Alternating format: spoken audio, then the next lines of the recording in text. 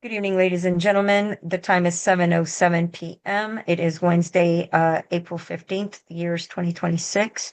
I am calling ANC 2A's regularly scheduled April meeting to order.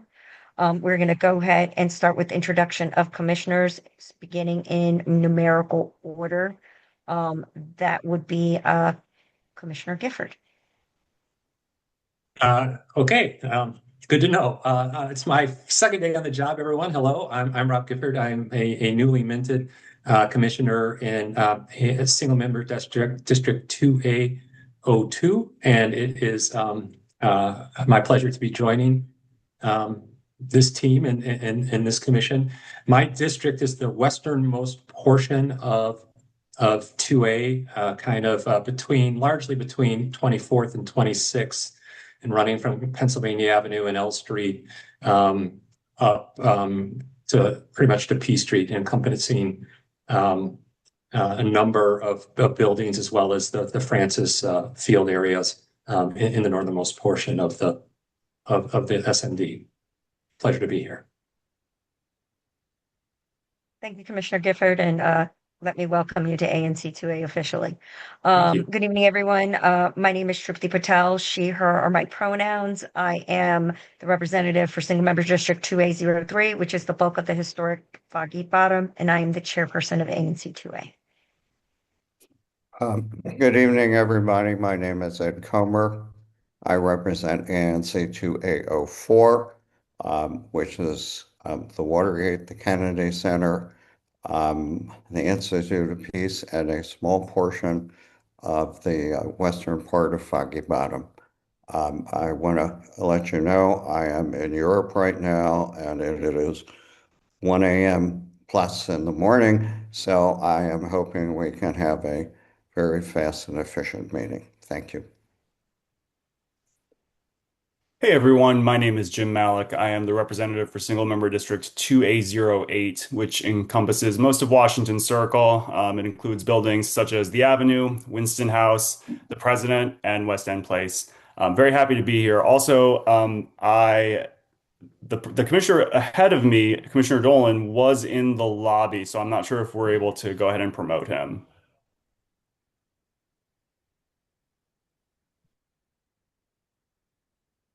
I don't see him anymore, but I'll keep my eye on it.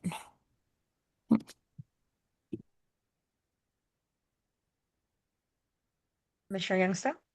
Okay. So yeah, hi, I'm Sean Youngstone. I represent 2A09. That includes 2400 Pennsylvania Avenue, 2424 Pennsylvania Avenue, Varsity on K, St. Mary's Court, and a number of GW student housing buildings.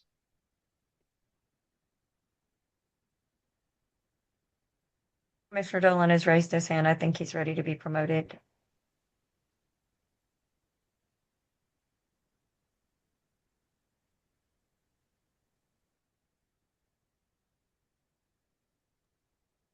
Taking a second. He's being promoted.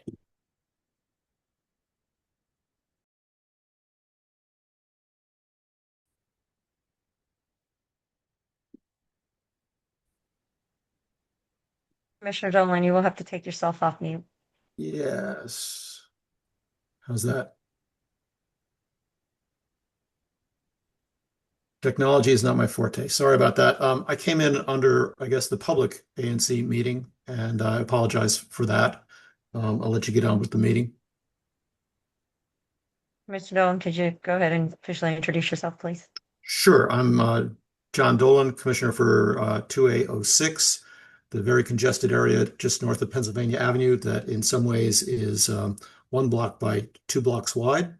And bonjour to Ed and welcome to Rob. Roll call having been done, we have established quorum. We can go ahead and proceed with the rest of the meeting. The next item up under this agenda, under this item is the adoption of the agenda. I'd like to make a motion. What's the motion, Commissioner Comer? I'd like to make a motion to adopt the agenda with one change, which is the discussion of the zoning application of the office building at 2600 Virginia Avenue will be postponed until a special meeting that will take place next Tuesday, the 26th at 6 p.m.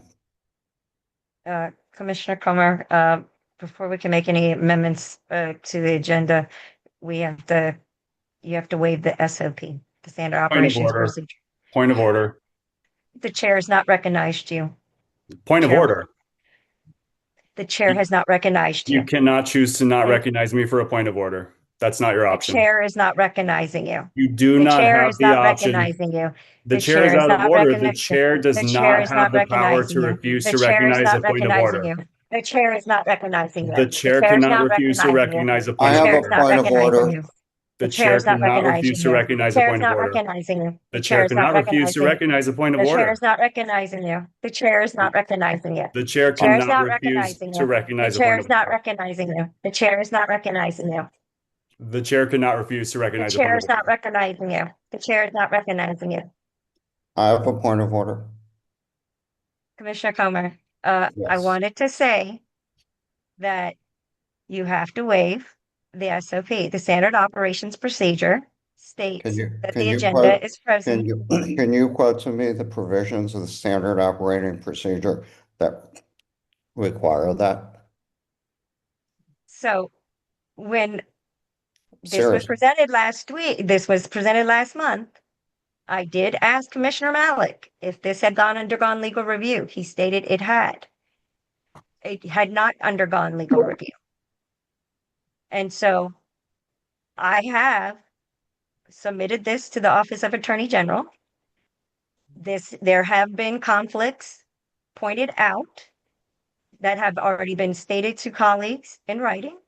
I never I saw have that. I have also stated them, and I am stating for the record that if the standard operations procedure, which the majority of this commission has voted in, is not followed properly, it will render any and all actions taken by this ANC as moot.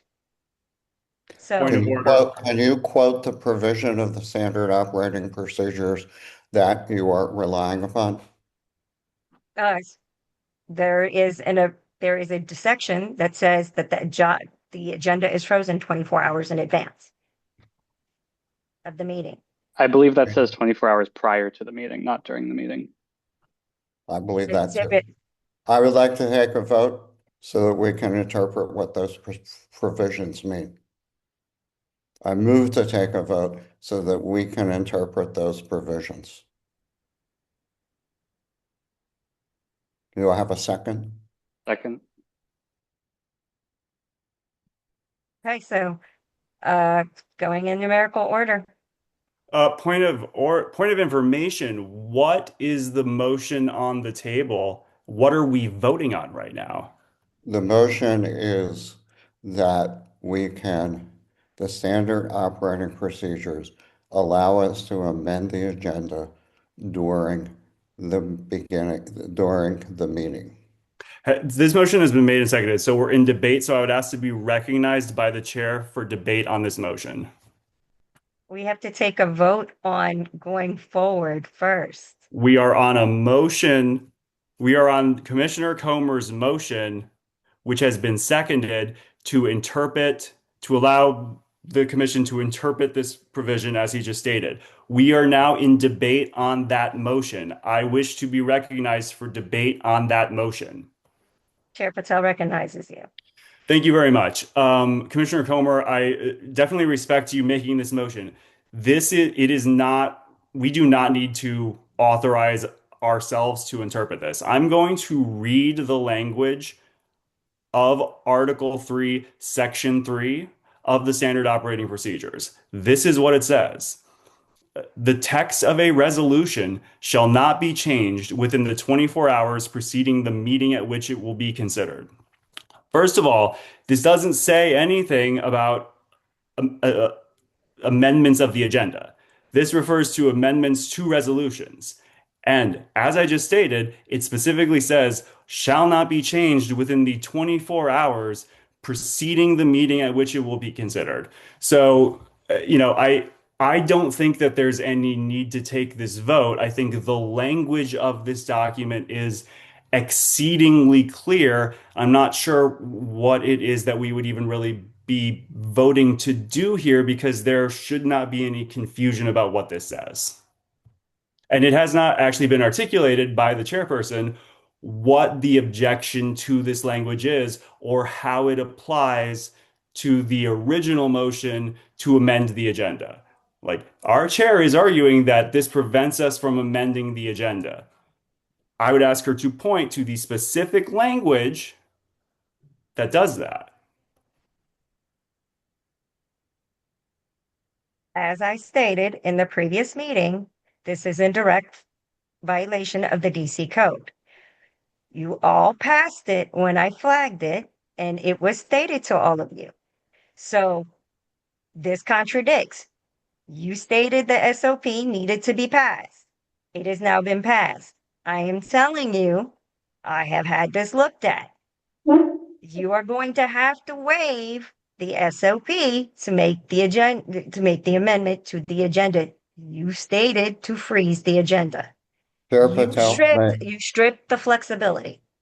Chair Patel, I recognize you, Commissioner Comer. thank you. I asked you to quote the provision of the standard operating procedures that you believe shall prevent us from amending the agenda. You have not quoted that. And until we see something, what we see here only applies to resolutions. It doesn't apply to the agenda, which is not a resolution. So again, I ask you, can you quote or lead us to a provision in these procedures that prevent us from amending the resolution?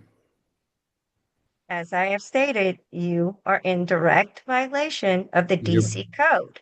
can The you agenda quote us the wait, the violation? SOP Can you states, quote us the violation of the DC code that you believe we are causing?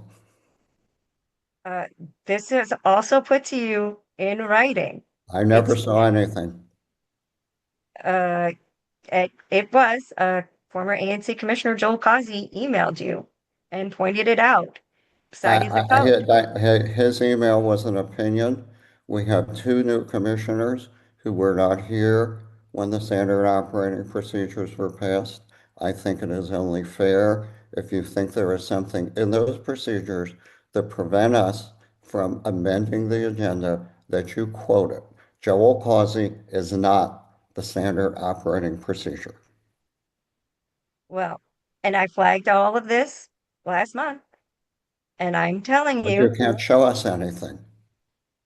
I You've can known point about to the this for a DC code. month and you The then show SOP us, also the SOP also directly conflicts with our bylaws. the Stacy code or the provisions of the SOP that you say prevent us from amending the agenda. Can you Well, show that to us? as I've stated, Yes or Commissioner no? Can Malik you show that to us? he did not have this legally reviewed. He stated that he did. He did not have it legally reviewed. It That's is in direct irrelevant. conflict. That's It irrelevant. actually is not relevant. Not It until is you can show actually us what in relevant the standard because operating everything that you're procedures. about to do will be rendered moot and illegal. I call a vote.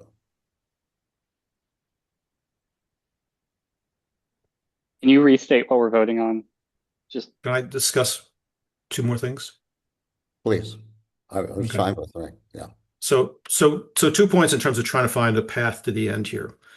One is if Chair Patel is saying the SOP is not applicable, we used to be able to revise agendas before. So if it's not applicable, let's go back to the old practice and revise agendas as we did in the past. If the SOP is applicable, Article 1, Section 3 says the SOP can be amended at any duly noticed public meeting of the commission by a majority vote. So one path forward here might be for for a motion for the commission to have a vote on whether their interpretation of the SOP or to restate that the SOP allows agenda revisions at any time. Either path, I would think, gets us to allowing agenda revisions.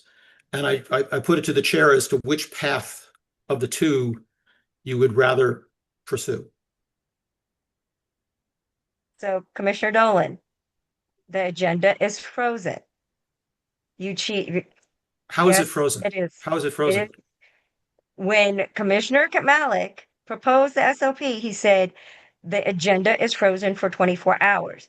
It does not permit you to make changes at the last minute. It does not, it prevents from oral resolutions from being done. And, Okay. and well, you know what? Commissioner Malik and I have a difference of opinion. And the difference of opinion actually is important in this case because it has legal ramifications for any and all of the work that we're doing. I And understand. so I am following the protocol that I have been given to follow the SOP that's in place. Okay. Who May gave You you- want I? to stay in legal compliance, you will have to waive the SOP so that we can go ahead and make the amendments to the agenda. Why don't we just amend the SOP? We're allowed to do that. Because you have not put it on the agenda. No, it said it can be, the SOP may be amended at any duly noticed public meeting of the commission by a majority vote. It doesn't say that it has to be an agenda item. It says it can be amended at any meeting by a majority vote. But it was not an item placed on the agenda, Commissioner Dolan. I'm following what y'all wanted. And I'm telling y'all, this was gonna be messy. No one listened to me. So, I mean, we can keep discussing this, but I'm going to tell you, for it to be legally compliant, you are going to have to waive the SOP so that we can do it for this particular item.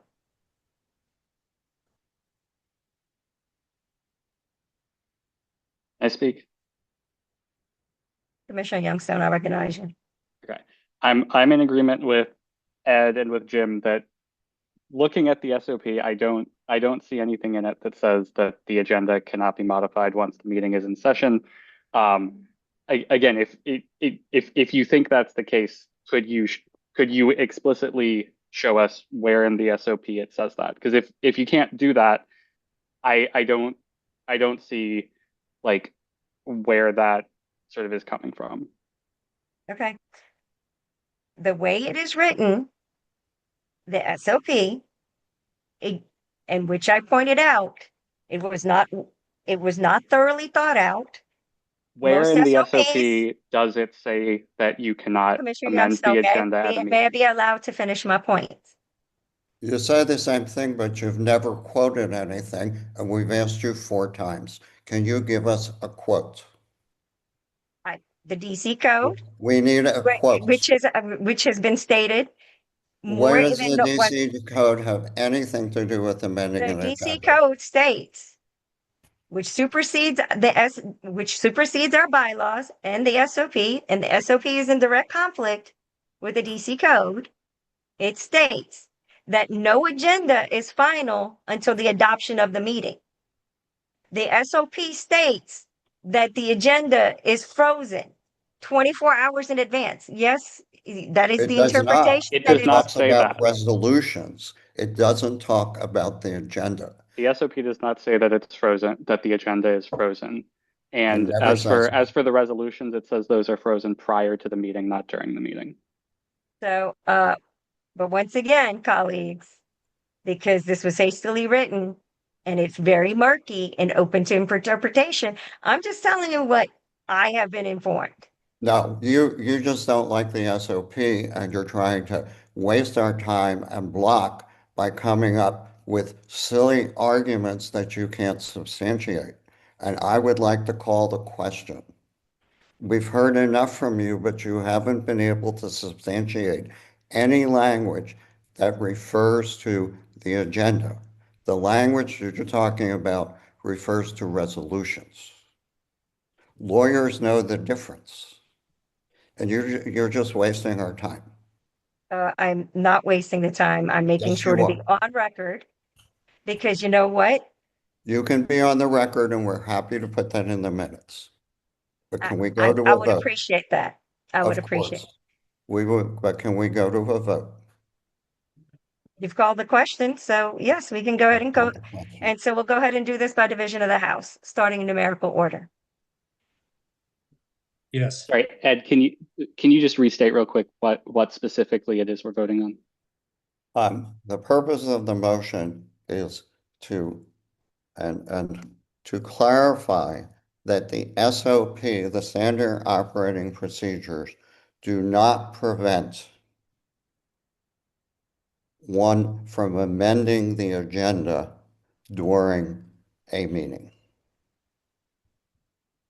Okay, thank you.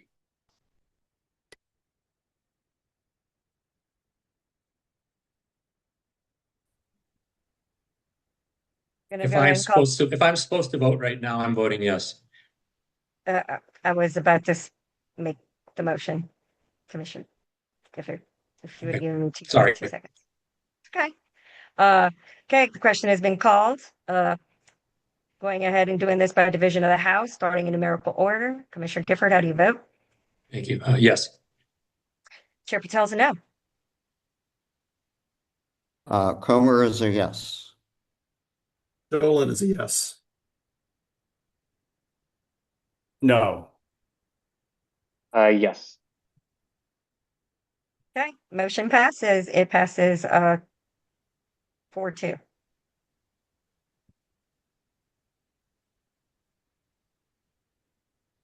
May I make my motion now that you asked me to make about the agenda? You can make the motion. Do you have a second? Are you calling for a second of record? Well, let me make the motion. Again, just to clarify, the motion is that we will not discuss the applications, resolutions regarding the application of the office building at 2600 Virginia Avenue for a modification of the PUD until a special meeting that will take place on Tuesday, April 28th at 6 p.m. by Zoom. I call for a second. Second. Any further questions or comments from colleagues before we vote on this motion? Okay, hearing none. Chair Patel is also making a motion to make an amendment to the agenda. Chair Patel is withdrawing the GHS budget performance oversight resolution. I'm sorry, there was a motion on the table. Do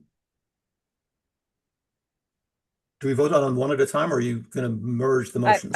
I'm bundling it because he's motioned to amend the agenda. So I'm making another amendment to the agenda.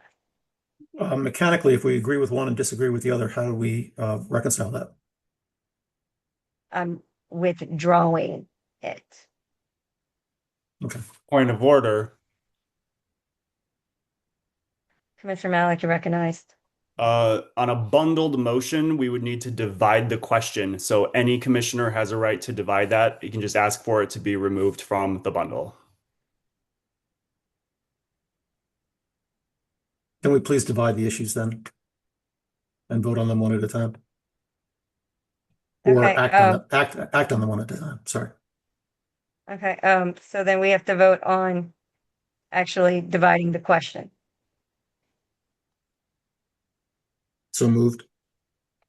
Okay, Commissioner Gifford, this is to split the question. Yes. Chair Patel's a no. Yes. Yes. Yes. Yes. Okay. All right, so the question has been divided. First question that's being addressed is Commissioner Comer's amendment.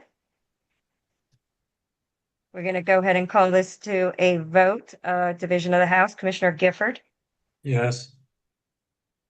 Chair Patel is a no. Comer is a yes. Dolan is a yes. Yes.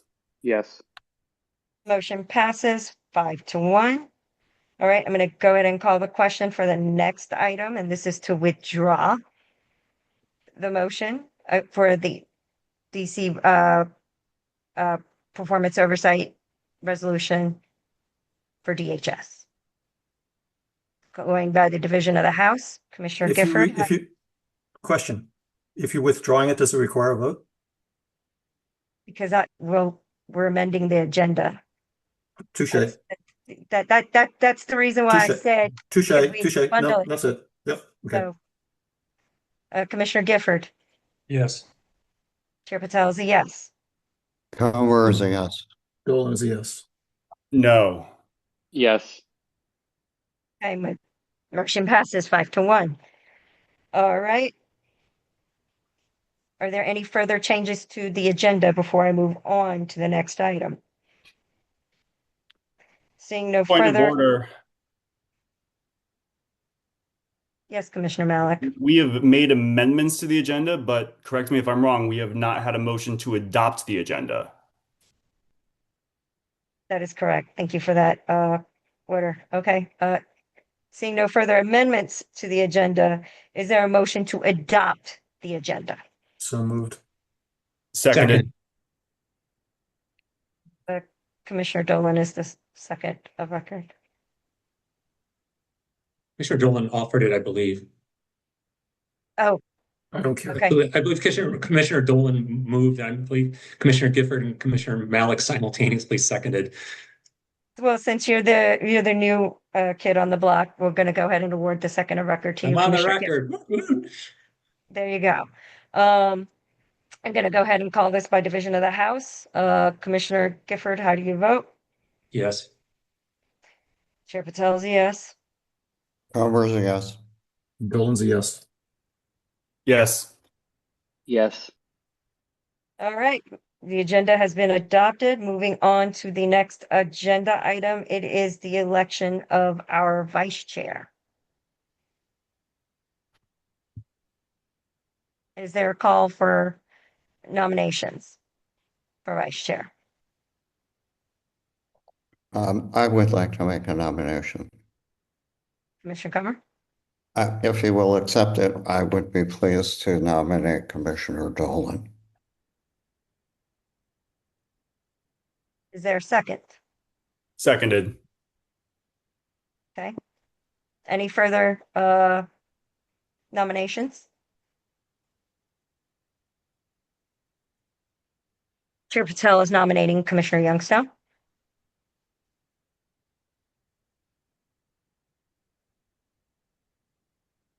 Seconded. Okay. We're gonna have to vote on them one at a time. Since they're Wait, hold Two on. of How do we vote one at a time on? now I realize that there's two of you.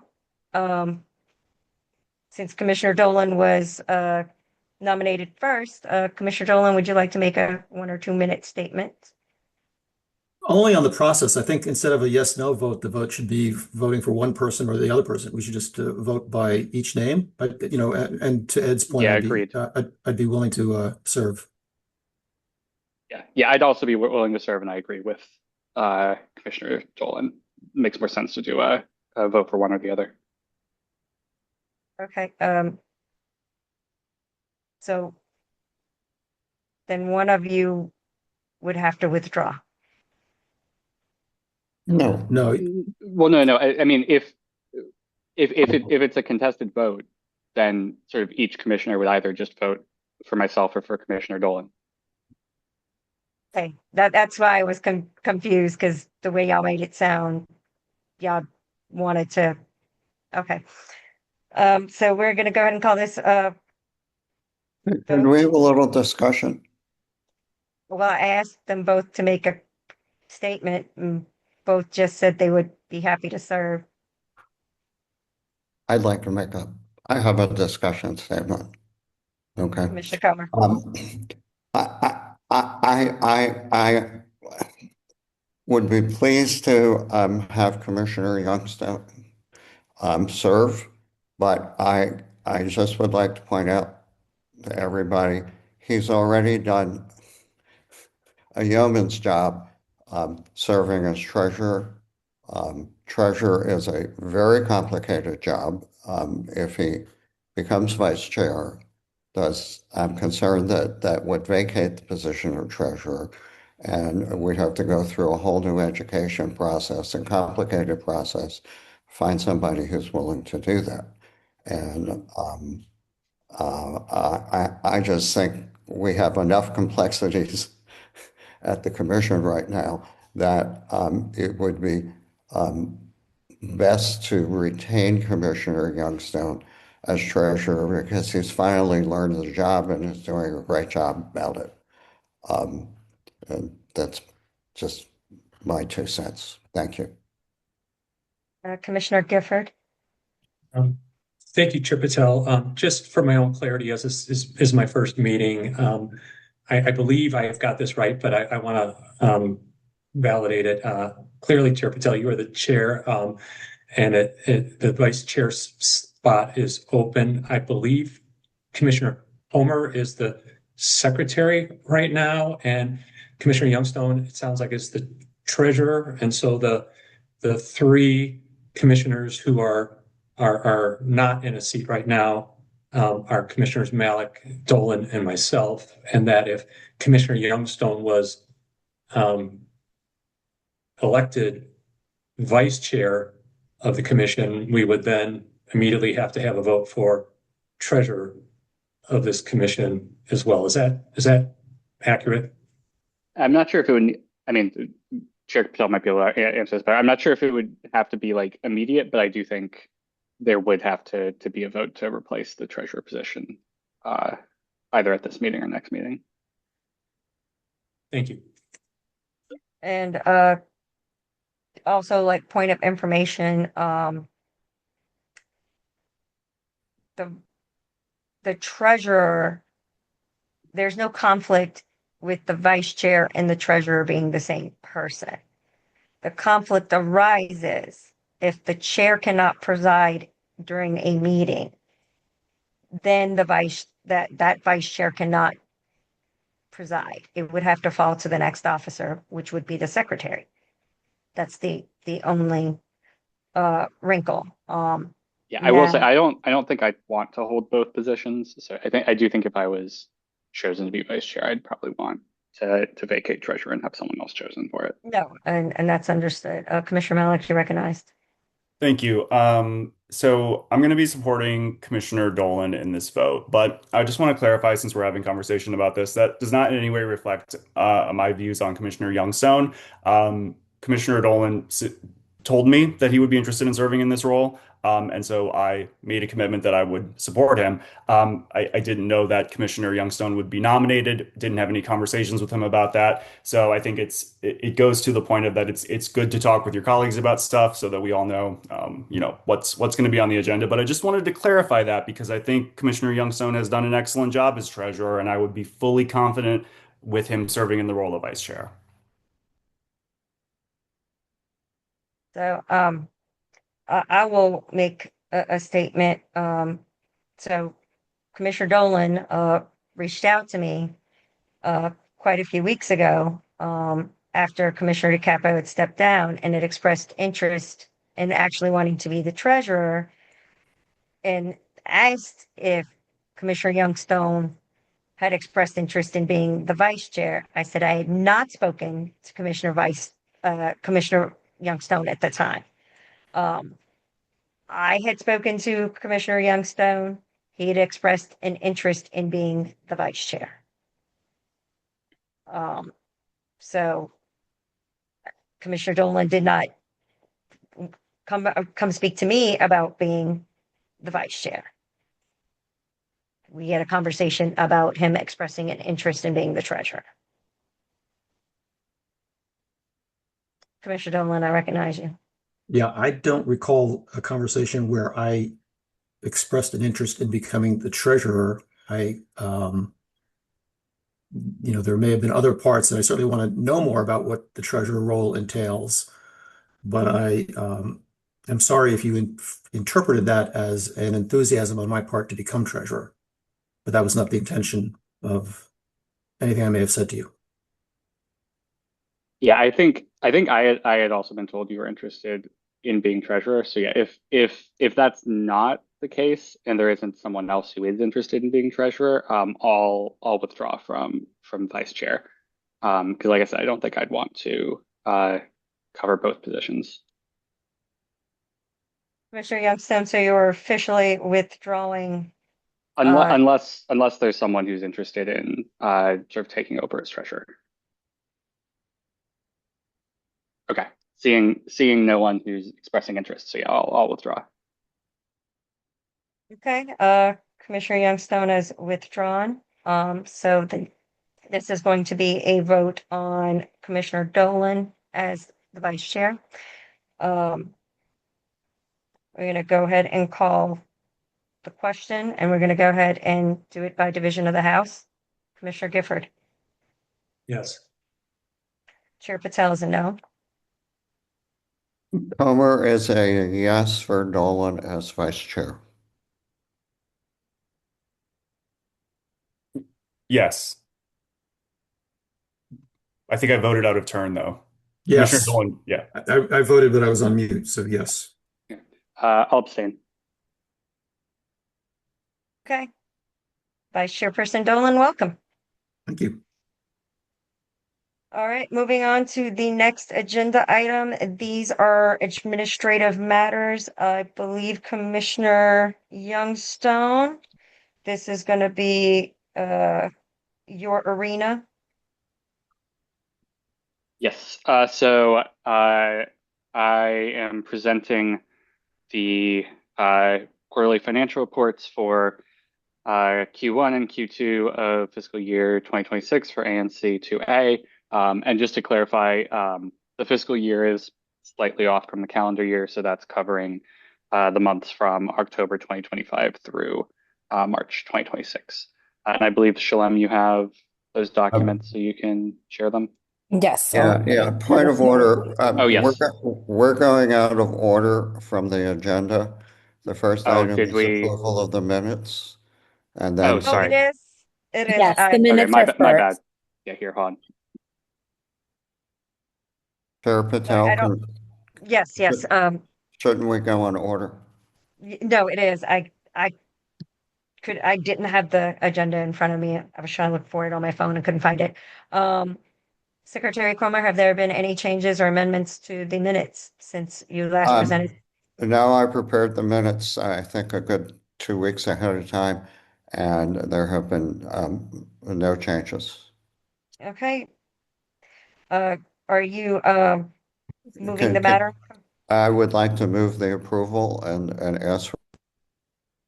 Commissioner Gifford, are you asking to be the second of record on this?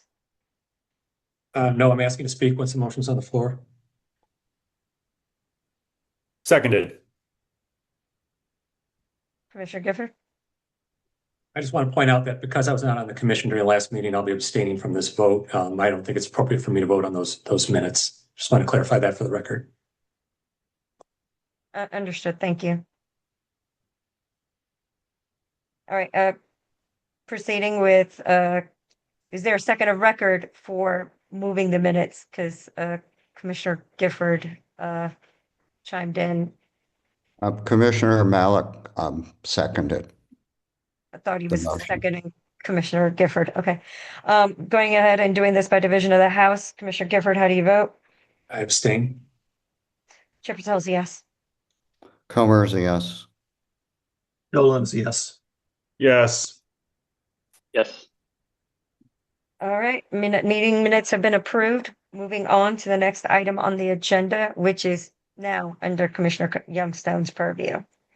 Okay, yeah. Apologies for jumping the gun on that. But yeah, I'll be presenting the quarterly financial reports for Q1 and Q2 of fiscal year 2026. Okay, so this first one is for Q1. you'll scroll down. So we didn't have any receipts in Q1. Our primary expense was for personnel, which all goes to our executive director, Shalem. We had one major communications expense. Shalem, if you can page over to the list of expenses. Is it this one? No, it should be the one next to it, on to the right of it. Oh yeah. Yeah. There you Okay. So yeah, we had one major communication expense. This was for a device known as an OWL for the potential of moving to hybrid meetings in the future. This is essentially a joint speaker microphone camera device, and it was something that OANC proposed that all ANCs purchased to later be reimbursed. So we later received the reimbursement for this, but it was in the next fiscal quarter. Yes, and so yeah, the rest of these expenses are just recurring expenses for our digital communications. And then for Q2, which is January through March, we received a district allotment from DC government in the amount of $6,194.27. We also received the reimbursement for the OWL cover, fully reimbursing the amount we spent on it, and again, small amount of communications expenses in addition to the expenses of paying our executive director. And yeah, if you could page over, that'll list the specific items there. Yeah. So yeah, LastPass, IONOS, our digital subscriptions. And then you can see the payments from DC government and the payments to our executive director. So I'm going to move that we vote to accept both of these as a bundle. So one vote for both to approve both QFRs. Do I have a second? Chair Patel, second of record. Okay. Any there questions or any- comments? Any questions or comments from colleagues on this? Seeing no questions or comments from colleagues on this. If you're a member of the public, you have any questions or comments about this for Commissioner Youngstown, please raise your hand and we'll recognize you.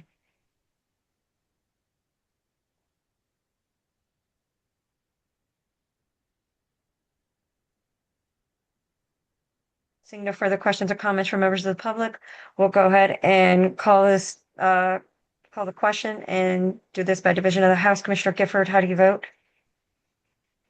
You have to take yourself off mute, sir. Yes. Chair Patel is a yes. Commissioner Comer is a yes. Dolan is a yes. Yes. Yes. All right. Point of order. Yes, Commissioner Malik. It was just pointed out to us in the chat, and I have confirmed that it appears to be true that we skipped an agenda item, section 3, item B. Yes, I saw that, the ANC authorization.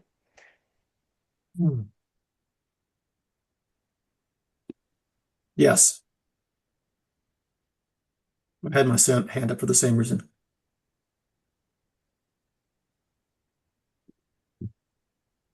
Yes, this is the memorandum.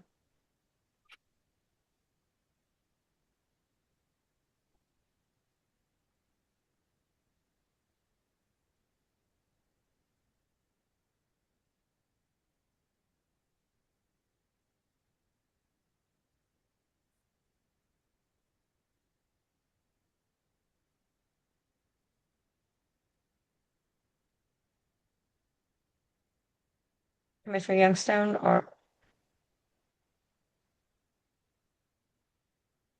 Commissioner Youngstown was here. I don't know where. No, I'm still here. What are you asking me? Oh, to explain the document. Oh, I thought you were presenting this. No, we just wanted they just flagged it that it was missed. Right. I didn't add this to the agenda. I think you added this to the agenda, or Well- Shalem did. I thought you were presenting this.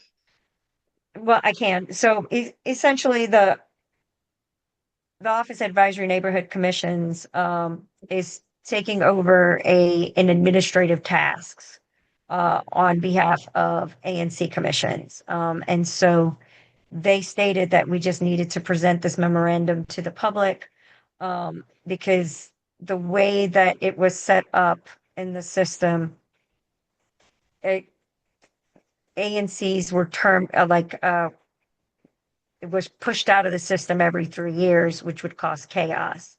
And so this just lets OANC just take the whole thing, and then that way there's no disruption.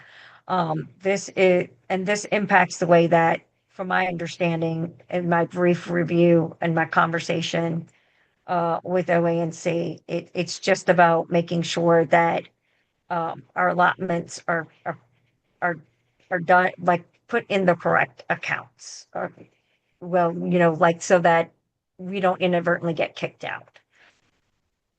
Kick it out of what? So the way that the current system is set up, ANCs are treated as vendors, and vendors are, yeah, that's so yeah, it's more of a technical snafu. So to prevent like a lot of headache for individual ANCs, like because if you like the where it's showing, uh, it we like we are classified as suppliers, and so suppliers are viewed at like done every 3 years, and so to prevent any snafus from like direct deposits being put into bank accounts, the ANC is taking over that administrative task. Okay. It's just they just want to, we just have to inform the public, that's all. Do we have to make a motion or just inform the public? It's more to inform the public. Okay. So are there any questions or comments? Commissioner Malik? So this is listed on the agenda as an authorization. This seems like something that the commission needs to explicitly authorize the OANC to do. Am I incorrect about that? And if so, why? I don't think it hurts to make the motion to do a vote. The way it was stated to me, it was just more to present it to the public, but I read it. I get a lot of emails, and so there could be an error on my part, but I and Commissioner Youngstone were CC'd on that. So, Commissioner Gifford? If it would be helpful, I'd be happy to offer an amendment for the authorization and adoption of this. Okay, so you're Seconded. moving. Okay, so the matter has been moved by Commissioner Gifford. Commissioner Malik has seconded the matter. If you're a member of the public, you have any questions or comments about this, please raise your hand and we'll go ahead and recognize you.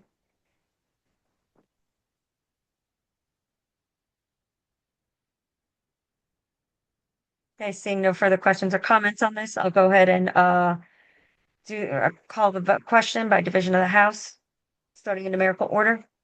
Commissioner Gifford? Yes. Chair Patel is a yes. Homer is a yes. And let me say, when you read it, it's an authorization for them to be a financial agent for us, and it will simplify the process. Dolan is a yes. Yes. Yes. All right, the matter has passed with unanimous consent. All right, moving on to the next agenda item. This is the community forum. We have Chairman Mendelson here. If Chairman Mendelson is here or someone from his team is here, please raise your hand and we'll go ahead and promote the chairman.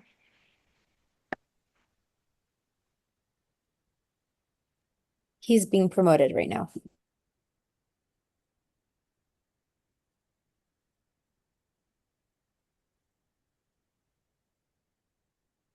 Chairman, you've been elevated to being a panelist. You have to take yourself off mute, sir.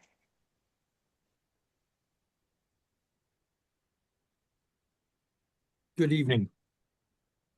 Good evening, Chairman Mendelson. Thank you for joining us. I apologize that it's been 4 years and this time I can't give you lemonade, cookies, and a little snack bar when you came to visit us last time. Hopefully the next time I'll be able to give you that so that I can Well, keep you sharp and on your toes.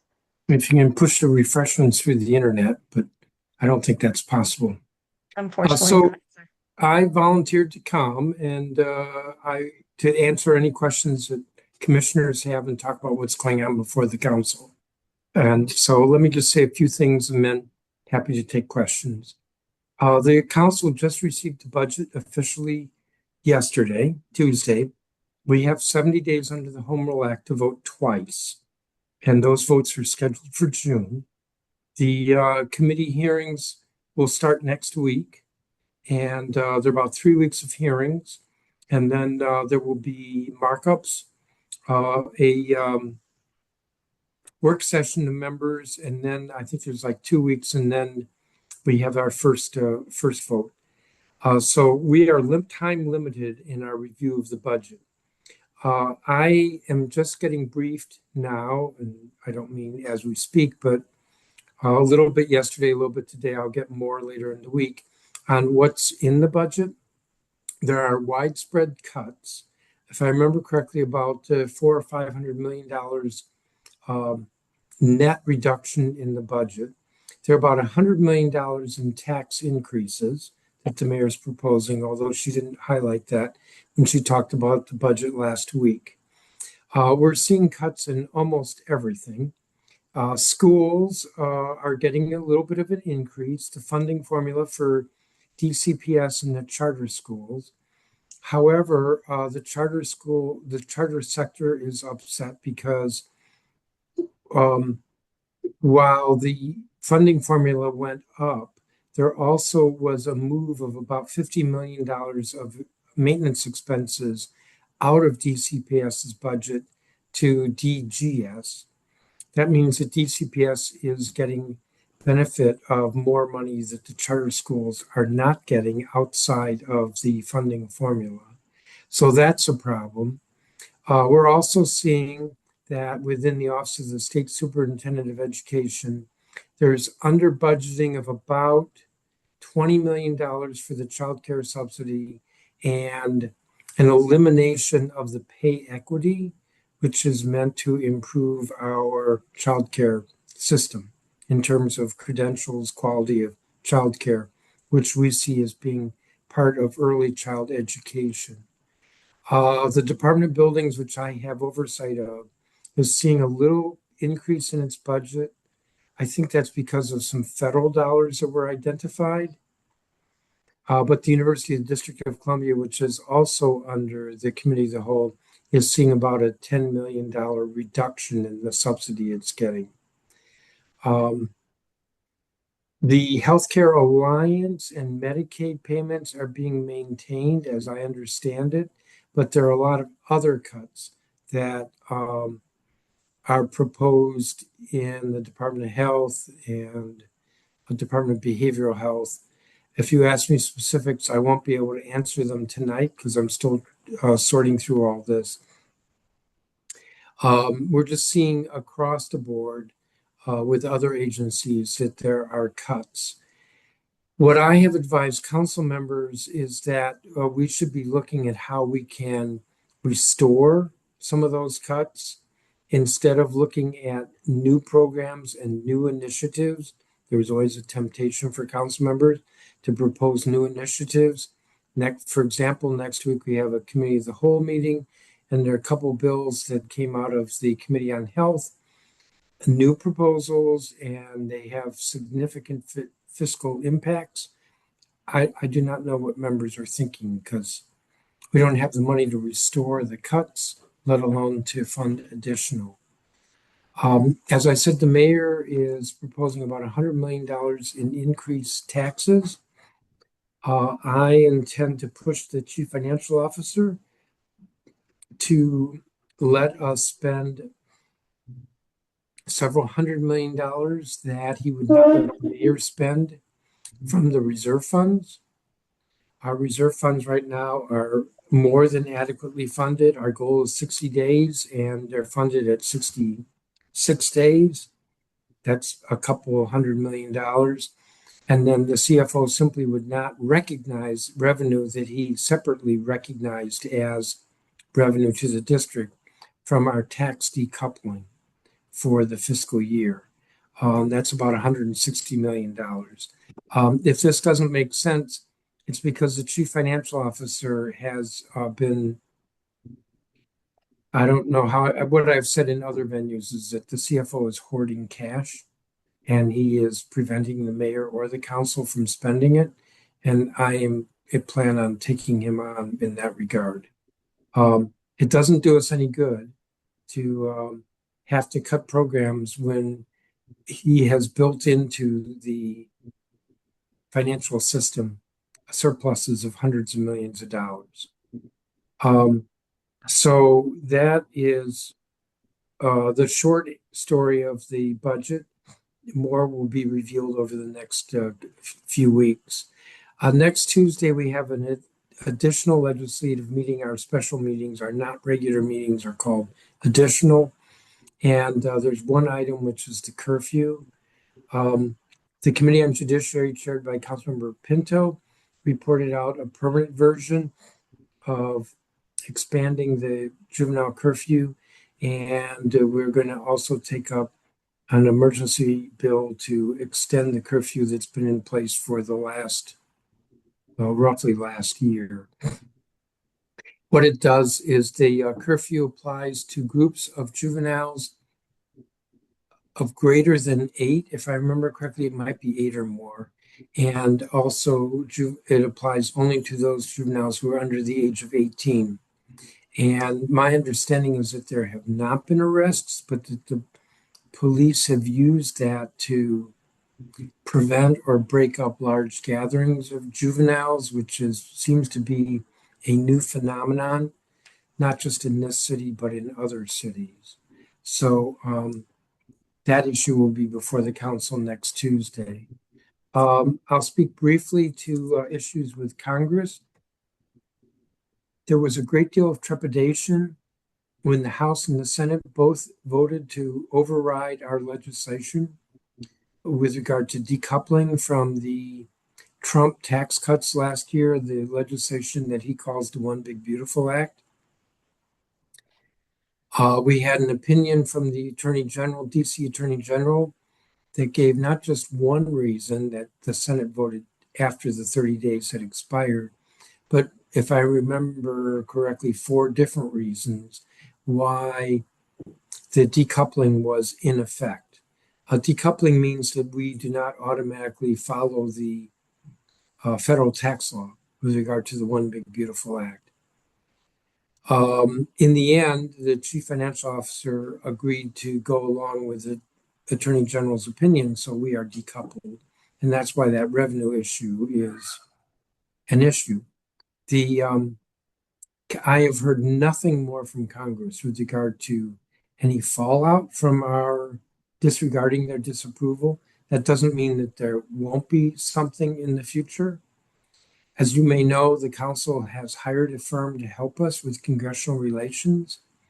And we, meaning the council or my office, have significantly stepped up our efforts to interact with members of Congress so that we can proactively head off some concerns as well as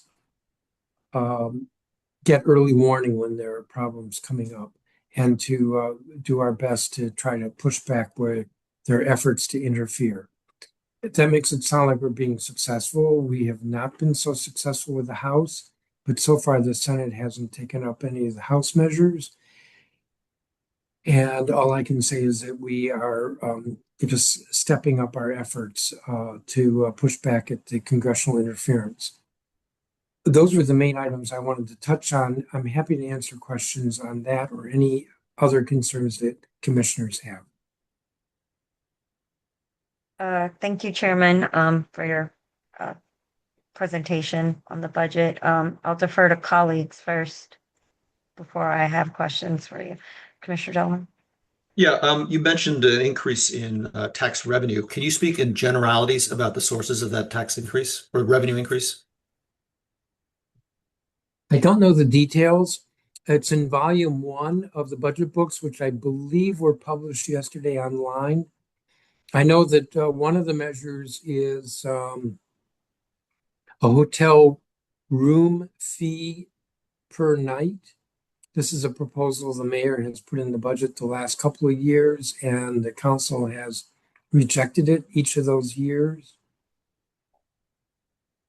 I believe there's something with the sales tax, but if you ask me what, I don't know the details. I haven't been fully briefed on the revenue measures. I just know that in talking with the CFO earlier this week, he said it was about $100 million. Now, our revenues are going up. I believe that CFO has been grossly underestimating our revenues each year. So, for example, last year, fiscal year 2025, for the budget formulation, his estimate of revenues ended up being roughly $850 million below what the actual revenues were.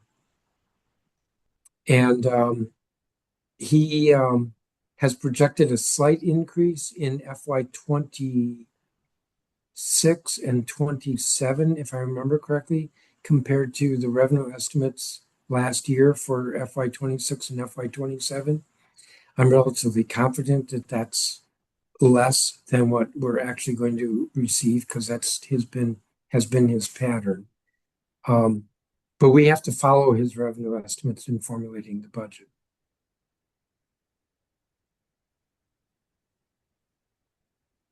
Any further questions or comments for the chairman from colleagues?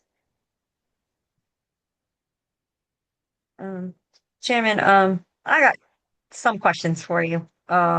Sure. So the first one is budget related. When is your hearing where that ANCs and members of the public can make their pitch to you on budget priorities? I'm not sure it got published yet, so that's why I'm asking you. It should be published. May 13th, I believe, is the date. That will be a very long hearing because it's on all the budget measures. So the revisions to the current year, the proposed for next year, the Budget Support Act. We usually have a couple hundred witnesses who come in. A lot of it is repetitive of testimony before other committees, but this is in a sense the official hearing. So May 13th, according to my notes. Okay. I will definitely be present there, Chairman. As you know, with all the list of things, you already warned me that you're probably going to say no to almost everything, but a girl's going to try. Sure.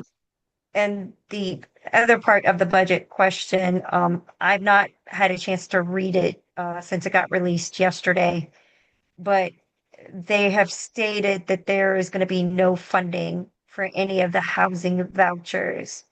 Is there a possibility of, you're the miracle man, apparently, is what they nicknamed you, to find funding for housing vouchers? I think that was a big shock to many people on their initial read of the budget.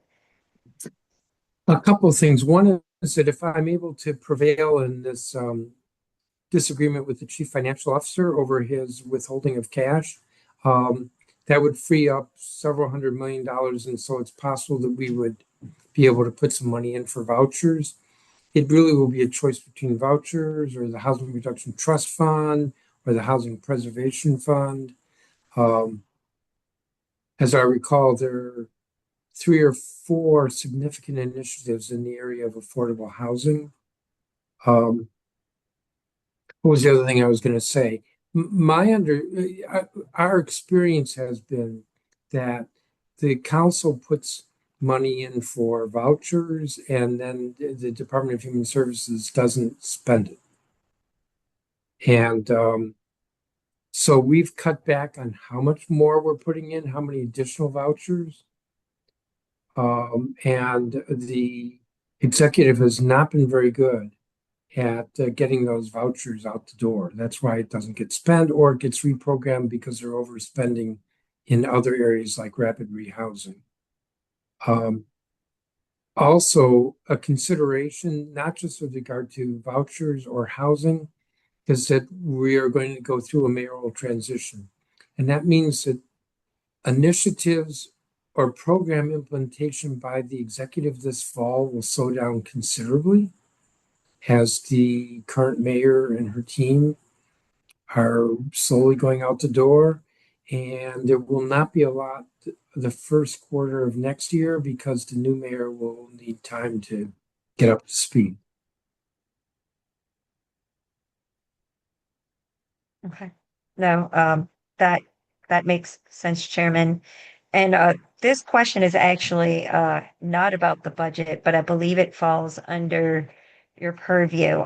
We've had several residents of ANC 2A reach out about heating and cooling times in multi-unit buildings. Uh, 2 years ago, then Commissioner Luke Chadwick wrote a resolution around the possibility of changing or allowing multi-unit buildings to change when they can turn on their heat and AC. I believe it was pertaining to legislation that Councilwoman Christina Henderson had put forward. I don't think it moved forward, if I recall Correct. It correctly. did not. But the $1 million question still remains. I like residents are pleading for assistance.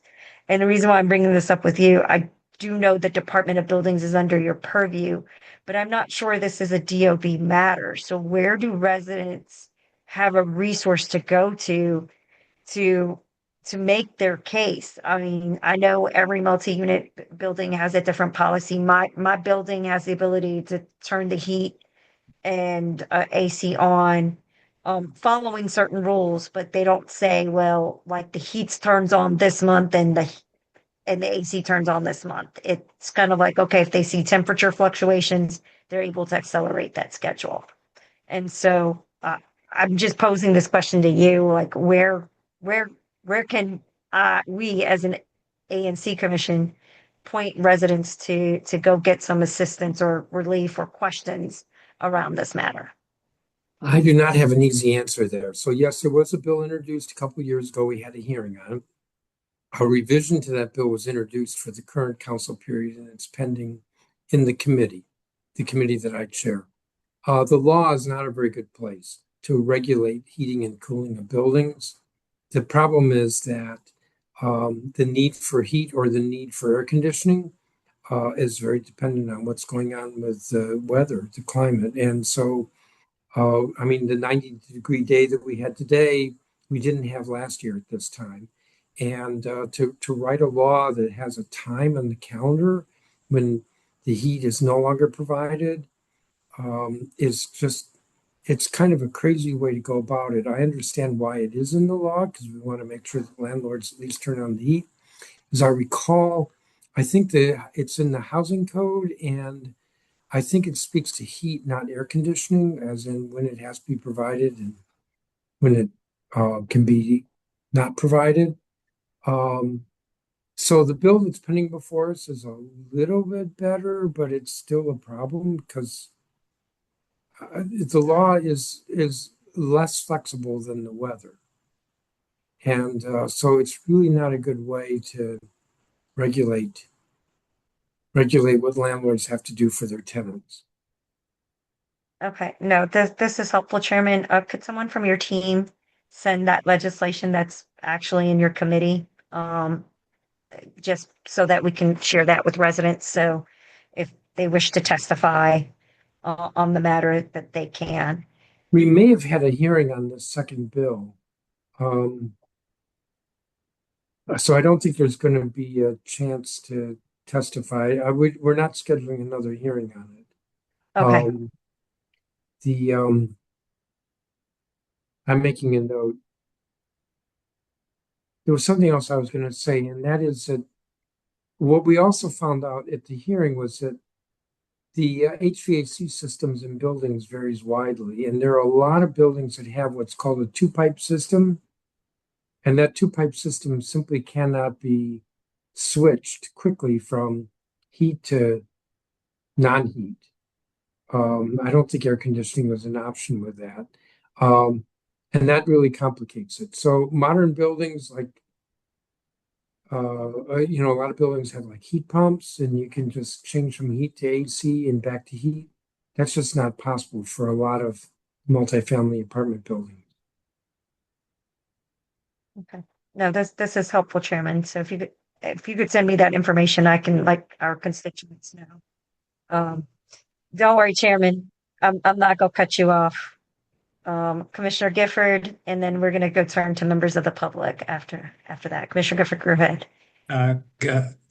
Chairman Mendelson, thank you for being here. Just on that one specific point, you're absolutely right on the two-pipe system. I have either the honor or the misfortune of also serving as the president of the HOA in my building, and I'm somewhat familiar with these issues. I would point out, as the council reviews this issue, that the inquiry that we received recently came from a building that had a two-pipe system that was a co-op building where arguably those units are all owned by those residents, and there might be some opportunity for situations where you have shared ownership to maybe have some flexibility. I understand the protections that are there on the May 1st date, in particular for an apartment building or something where you would not want to have tenants with no recourse and no direction. I would just food for thought as you continue to look at this issue. There may be some steps that might deserve somewhat different consideration where you have a situation where it's a group of owners who all kind of own that space and choosing to have a common date on a two-pipe system that they may want to pursue versus a situation where it is a tenant situation with rental housing. Just food for thought. Thank you. Okay, thank you for that.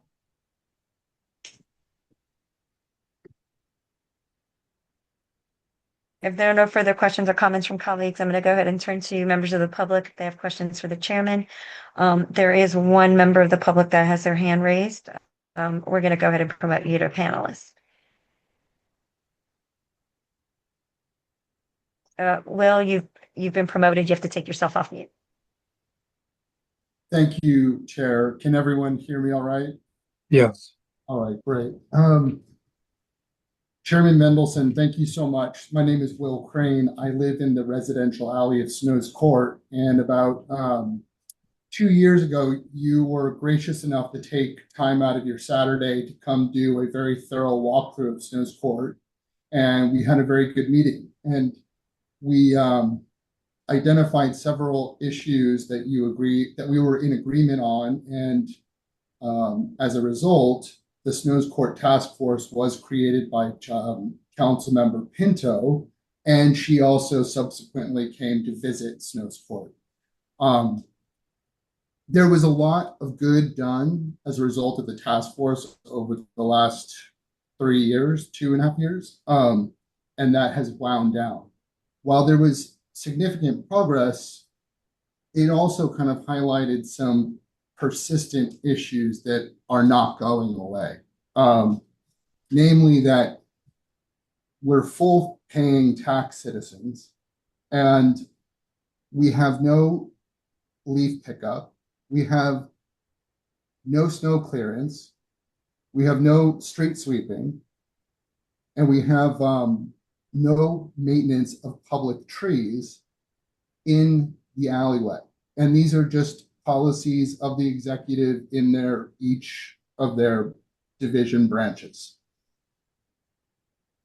What I was going to ask you is if you would consider, or if I could get your thoughts on, if you would think that having a residential alley designation, namely alleys that are differentiated from a commercial corridor, alleys that are different than, say, like a Ward 3 alley that has just garages on it, where there are homes located and residents located that would say, hey, these properties are on alleys, but they are residential, and that they should receive the same level of service as those folks who live on the street on the same block. We've been at it sort of a impasse on moving forward, and yes, progress has been made, and there's a lot of gratitude and there's a lot of good work going on. But some of these larger issues, I would just be interested to hear your thoughts on what your thoughts might be on that. And I have one second follow-up question, but I could ask now, or I could wait for your response. First, I remember our visit with Snow's Court. And I'm very sympathetic to what you're bringing up. I do not know what the arguments would be from the city, whether it's DPW or DDOT. I might be willing to introduce legislation to probe the issue. If there's a lot of pushback from the executive or there's a big cost, I don't know that I would go to the mat for this, but it might be worth considering legislation that at least it could get to a hearing and we could identify the issues. Unfortunately, we're focused on budget, so this is not a good time for me to have somebody on my staff work with you. I would say if you want to reach out in June after we're done with budget, we could strategize on this. Thank you. I appreciate the understanding, and your office has been phenomenal to work with over the last couple of years, and I really appreciate it. You have some great people working with you, and it shows. So, thank you. Yeah. You've worked with constituent service folks in my office, but if we're looking at legislation, we would have to be somebody else who does legislative work. And as I said, we're all tied up with budget. So I'm in it for the long haul. I've been a resident in this in Snow's Court since 2000, so 26 years. So I will be here for a little while longer, and I'm happy to schedule something in the summer or fall to continue this discussions. We saw it with the snow.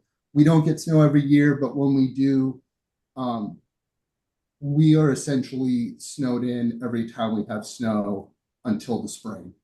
Well, let me just say, but I'm saying this with some glibness. You weren't the only one who was snowed in. I think the whole city Yes, experienced quite an experience with the lack of snow removal. that was an exceptional event in terms of the snowfall and how the snow tracker gave itself a lot of credit on work that was maybe done. Or maybe not done. Or that. And that kind of leads into my second question. As a property owner, I have two houses, one rental property and one my residence. And I received my property tax bill, and I'm glad you brought up like the rise in taxes, because as a business owner, as a real estate salesperson licensee through the LCP, I've seen the hidden tax rise that we are now being thrown at as licensees and as property owners, because it's interesting that residential alleys receive limited city services, and yet our price per square foot on land assessment has gone up 30% in 1 year, and my land assessment is 10 times the amount of the vacant building 300 feet from my home. So, and as a realtor, I say, how can the land be taxed at a higher rate than what the finished price per square foot is selling for? I do have an appeal hearing. It's just, I think that the issue of budget constraints and tax rises not only affects a direct tax on, like, say, a hotel as an example, but I do think that there are strategies that the executive is implementing, even in a shadow way, that is increasing tax bills for a lot of us. A 30% in 1 year tax bill rise is significant and is not in the market norm.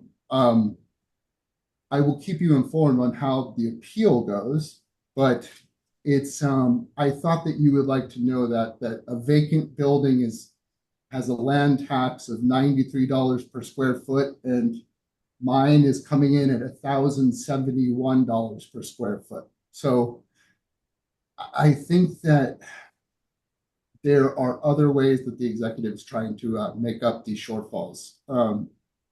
I do hope, and I think that I do hope to speak at the budget hearings for OTR, of which I believe that you have purview under the committee of the whole. I do right now. So I would hope that one specific thing that I would hope and I would bring up is that on my first level appeal hearing, and I quote, due to the circumstances associated with the COVID-19 pandemic, all in-person hearings for real property tax appeals are suspended and will be conducted via phone, telephone, or email. For some, that works fine. For others, like myself, going to the hearing room, being heard, being seen is extremely helpful. And I think that it helps both parties understand what is going on to come to agreement. So I think that we need to move beyond COVID-19, and that something as serious as the chief financial officer is still using COVID-19 to push off what they need to do should be, I think that you should be aware. So thank you. Is this a budget? Is this a tax hearing before the tax assessor or before the Real Property Tax Appeals Commission? This would be the assessor, first level. Okay, because that's up to the CFO. RIPTAC, which is the Real Property Tax Appeals Commission, is a little bit harder to direct, but the OCFO, I agree with you. I think in person, it's time that these hearings were in person. That's a problem we're seeing with landlord-tenant court, that it's harder to reach settlements between landlords and tenants because their hearings are all virtual. Let me just say this. I'm pretty sure that when it comes to valuation, even though you will see a land value and then a value of the improvements, what the assessor looks at in terms of appeals is the overall value, the total value. So you should, if you're appealing, focus on what the total value is and how it compares with comparables, rather than just focusing on the land value. Because in terms of the assessor and appeals, and I think even the law, that breakdown is not as important. I will also note that there are many areas where residential values went down slightly. So this was not a universal across the board, everybody gets an increase in their value. It is interesting to note that the only increases in the historic district of Foggy Bottom were in fact in the 2 residential alley spaces that are located here. Yeah. So the city seems to recognize that there's a value of this land, but the city services, that doesn't seem to be as important. But I appreciate what you say. From a tax perspective, the land, which is, of course, the CPA has asked for a tax record with land value. Land is not depreciable. So it does have the effect of this increase is a double increase in terms of taxation on the property owner. you're paying more in property taxes, and if you have the property rented, which many of us do, I only have one property that is a rental property, so I'm in no way a large housing provider. It it will be a double tax increase for certain folks like myself in fiscal year 2027. So I appreciate you taking the time. I always appreciate the breadth of knowledge that you bring, and I look forward to seeing you again in the future. All right. Thank you, Chairman. Commissioner Dolan, I saw your hand raised. Did you have a question for the chairman? No. Okay. All right. Seeing no further questions or comments from members of the public for the chairman. Wait, I think somebody did raise their hand. Yes, Chairman, I guess people want to keep talking to you. Okay. You've been promoted, elevated, Roman. Yes, can you hear me? We can hear you. Yeah, hello everyone. Chairman Bendelson. We just probably speaking on behalf of two other neighbors. We got a bit of a issue with like a lot of disturbance with an ongoing construction on the I Street in the Foggy Bottom here, and we've been looking for help and support from pretty much anywhere, mostly DOB, of course. And all it comes down to is that the permit has been already issued, so there's pretty much nothing you can do. And the fact that before the permit was issued, at least two of the neighbors directly affected by the construction were not informed or in any way consulted, is apparently doesn't matter anymore because the permit is issued. And so as we're trying to like kind of make some wise conclusion out of it, I was wondering, what are your thoughts on this? And is there anything to do in this situation, which we fully understand is you know, has the approach has to be balanced, and of course the permit has been issued, but the fact that some of us were not even aware of this being planned, or and so it's like, is there any recourse, or what's left for us to do? That's a pretty short question. I wonder if you have any thoughts. Thank you. Well, I have gotten some testimony at our oversight hearings with regard to neighbor notification. There's a balancing here. Somebody who is pursuing a permit that's matter of right doesn't want to get hung up with a lengthy process of wait and see, and if it's matter of right, then why should they be hung up with public comments? On the other hand, of course, neighbors are affected when some permits are issued, and they should be notified. The Department of Buildings does require notification, but I have heard a lot of complaints about that. I would suggest that in your case that you reach out to the director's office and really press hard that you are not informed. I think probably the director will get back and say, well, but what are your objections? Where I've seen the greatest problem has been where there is what I call illegal construction.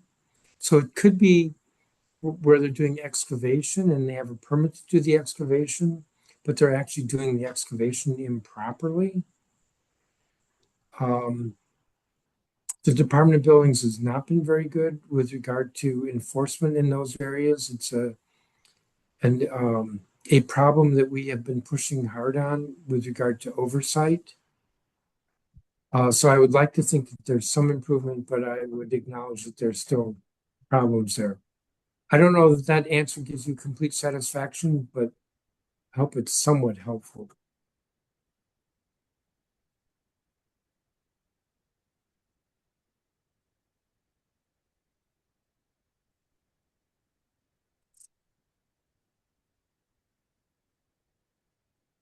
All right.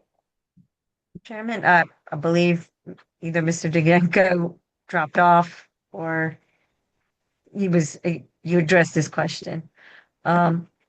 Seeing no further questions or comments from colleagues, seeing no further comments from members of the public.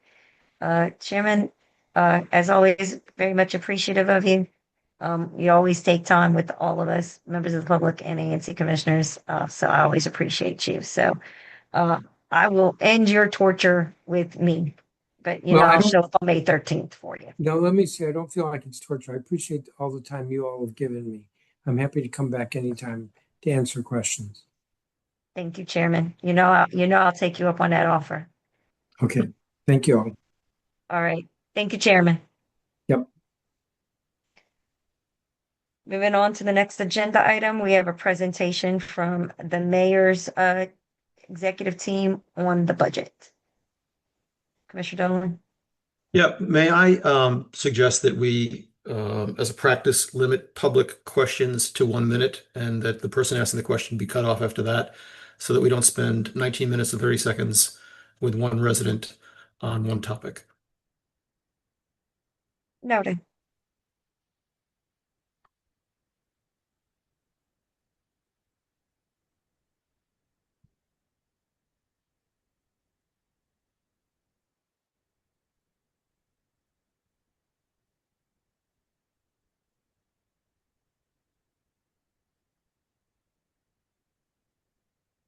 Can you hear me?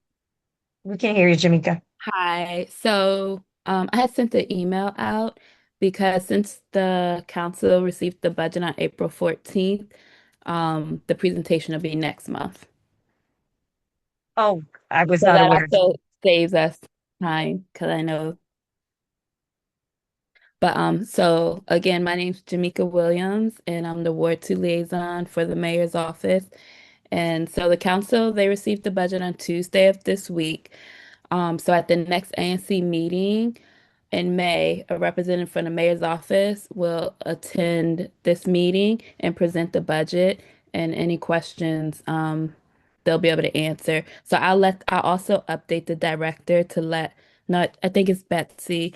So I'll let her know that to try to answer the questions within a minute because I know that was just brought up right now. So I'll give her a heads up for that. And then from the Department of Public Works, please note that sanitation and parking enforcement services will be suspended in observation of the Emancipation Day holiday on Thursday, April 16th, which is tomorrow. So trash, recycling, and food waste collection will slide for the remainder of the week through Friday. Additionally, on Tuesday, April 21st, the council will vote on the proposed youth curfew. We do encourage residents to share their feedback.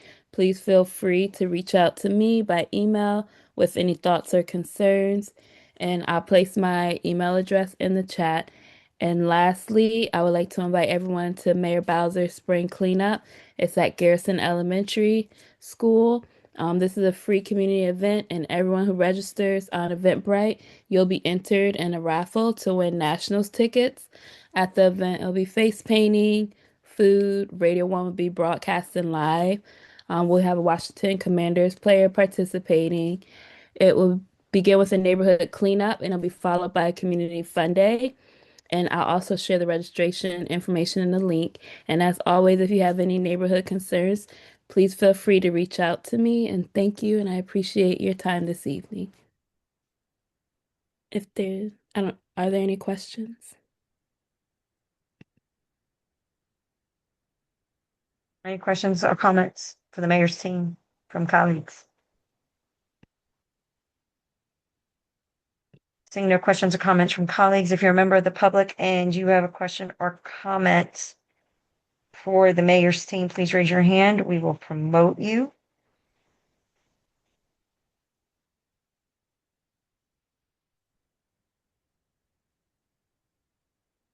Seeing no further questions or comments, Jamika, looks like you got off easy. Thank you. Everybody have a good evening.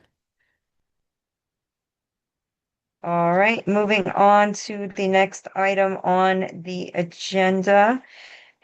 This is going to be a report from MPD. If you're here from MPD, please raise your hand and we will go ahead and promote you.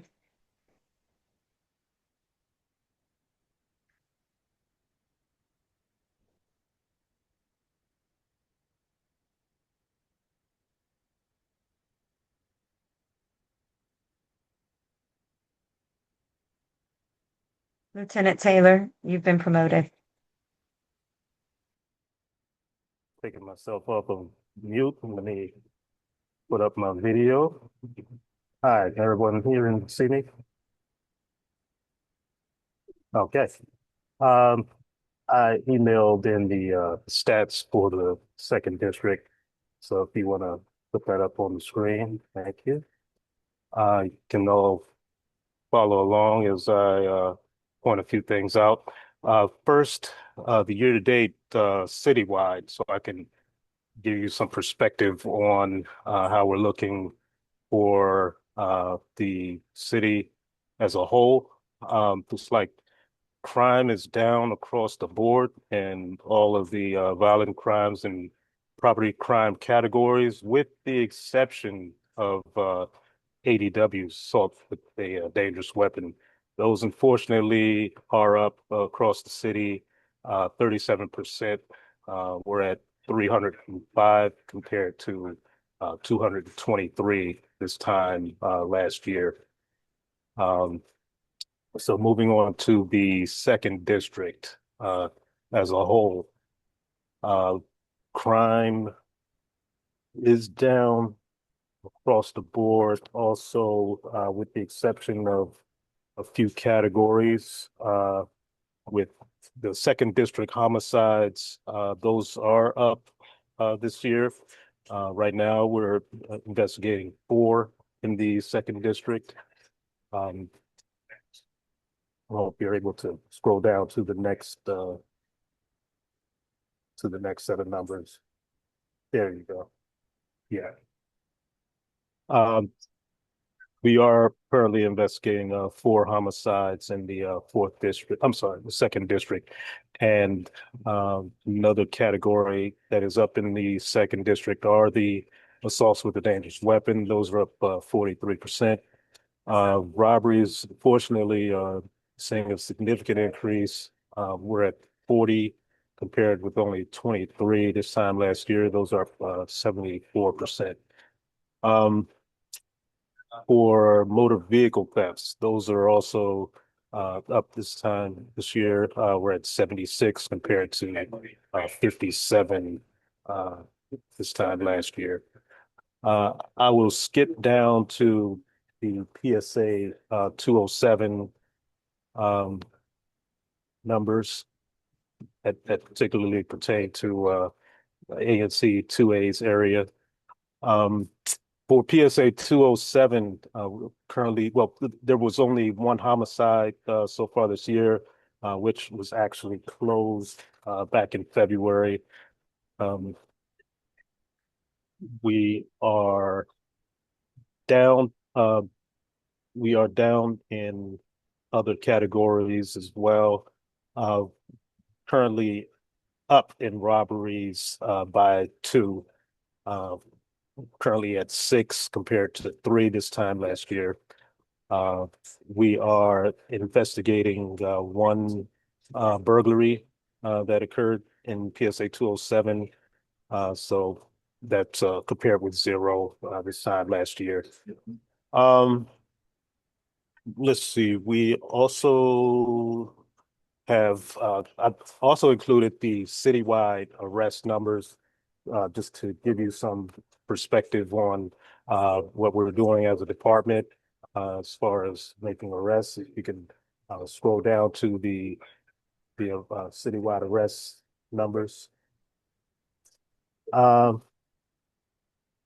So as you can see in the various categories, the number of arrests year to date, if you look in the far right-hand column, those are we're at a grand total for the year. This is just year to date. 9,145 arrests have been made citywide, compared to 8,390 this time last year. So arrests are up 9%. And if you scroll down to the second district arrest numbers, we are currently sitting at year to date in the second district we're currently sitting at 819 arrests. And those are up 13% from last year. Last year, we were at 725 arrests in the second district this year. If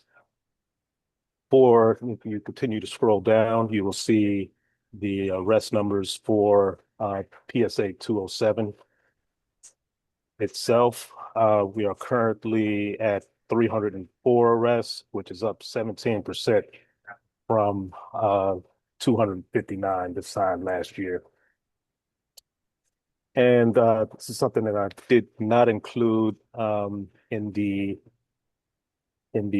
numbers that I sent in, but I did pull the numbers of call for service for to 911 that were made year to date. And it's broken down per district. And the second district itself, this year to date, has had 17,656 calls to 911.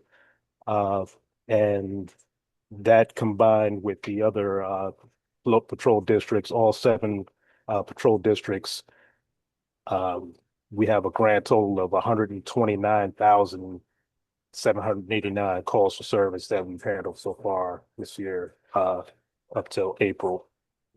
To give that some more perspective, the entire year of 2025, the city handled 511,210 calls for service to 911. And the second district, all of last year, handled 68,964. So that just gives you some perspective on what we're dealing with on a daily basis. That's all I have for stats, and we can switch to the chat if there are any questions.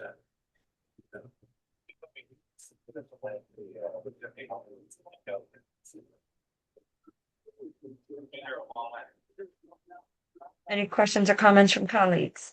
Commissioner Malik, I see your hand is raised. Thank you, Lieutenant Taylor. Earlier in the meeting, we had Chairman Mendelson with us, and he stated that in his understanding, minors are not being arrested for violation of curfew. I was hoping that you could speak to that, tell us if that is your understanding as well, and perhaps walk us through a little bit what happens when an officer or officers encounter a group of minors in violation of the curfew. For example, are they searched? If they are searched, could what's found there be used for a later arrest that's not associated with the initial point of contact? Is anything into the record about those minors when that breakup happens? Obviously, there's a very important vote on making this permanent in the near future. So I think it would be helpful for us to understand what the implications are when this happens for our minors. Right. There have been several arrests made related to curfew, the initiative that we've been working for the past few weeks now. As you've seen on the news and on social media, there have been several dangerous incidents that involved gunfire and also kids getting assaulted by multiple other juveniles in the streets, especially in the Navy Yard area. And I can attest that arrests definitely were made in those cases. The other half of that would just be the juvenile curfew violators. Those do not become criminal cases. Those are mainly just incident reports where the juveniles are stopped once they're found to be in violation of the curfew, whether it's the emergency curfew amendment or just the general 11 o'clock curfew. They are taken to a curfew center where their parents are contacted, and the uh, juveniles are picked up by their parents or legal guardians. But records are made of those contacts, and the parents are also given information on uh, different outreach projects and things that they can use as alternatives to having their children hanging out in the streets. Um, so there are other resources that are provided to the parents and the juveniles that are found in violation. But uh, I can I can tell you that this past Sunday, for instance, because I worked the 2 p.m. Uh, curfew initiative, and I was stationed in the Chinatown area, and we did see a lot of juvenile activity, and the the a lot of the juveniles weren't subject to being stopped because they were found to be hanging out in groups of three or less. The most we saw in hanging out in one particular group were maybe seven. So I'm sure that word has spread that amongst the youth that if you don't hang out in groups of nine or more, which is the number that would trigger the emergency amendment for the juveniles curfew, and uh, the juveniles are abiding by that, and for the most part, and just staying in smaller groups. So, Okay. yeah. So I appreciate that answer. I just want a quick follow-up. So I just want to clarify this for the record. So let's say there's a group of minors or juveniles as the language that you use is, not being violent, but a group of 20. And an officer or officers goes over, breaks that group up. Those 20 minors are then taken to a curfew center where they're processed. Records are made. I assume at some point during that process, those 20 minors are searched. And if they were found to be in possession of, let's say, a can of beer, alcohol, that's in violation of the law, a violation of the law, a number of laws. Cannabis, that would be entered into their record. And then as a result of the fact that they were in violation of curfew, they could be subject to a cascade of other enforcements related to these other things that they may have been in possession of. Is that correct? No, that's not totally correct. Okay. If juveniles are brought into our custody just for violation of being out past curfew, it's not treated like an arrest where you would perform a search incident to arrest, a full field search or anything. You wouldn't even handcuff the juveniles. You could An officer would perform a protective pat down just to ensure that they're not carrying a weapon because you're about to place them in what we call a curfew van to transport them to the curfew center. It's not the same as a patrol wagon that you would normally transport an adult prisoner in, um, or you would just use a regular patrol car to transport them to the curfew center. But if you did find a juvenile in possession of say, a weapon or illegal narcotics, then definitely that would switch to an arrestable offense because they were illegally stopped, and the pat down or the plain view would lead to the discovery of the contraband, and they would then be transported to juvenile processing center, and an actual arrest record would be introduced. Okay. Thank you very much for the detailed and thoughtful answer. I appreciate it. Sure. Any further questions or comments for MPD from colleagues? If you're a member of the public and you have a question or comment for MPD, please raise your hand and we'll recognize you.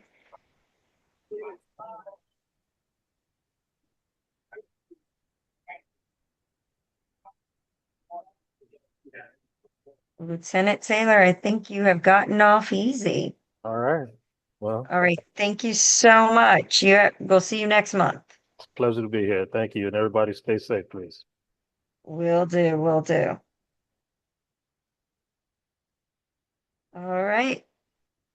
Next item up on the agenda, if Edie Shellis, if you could tell me what it is, my phone had to restart due to a security update. And so I have to pull Yes, up the we have a report from Councilmember Brooke Pinto. Next, so we have Hannah.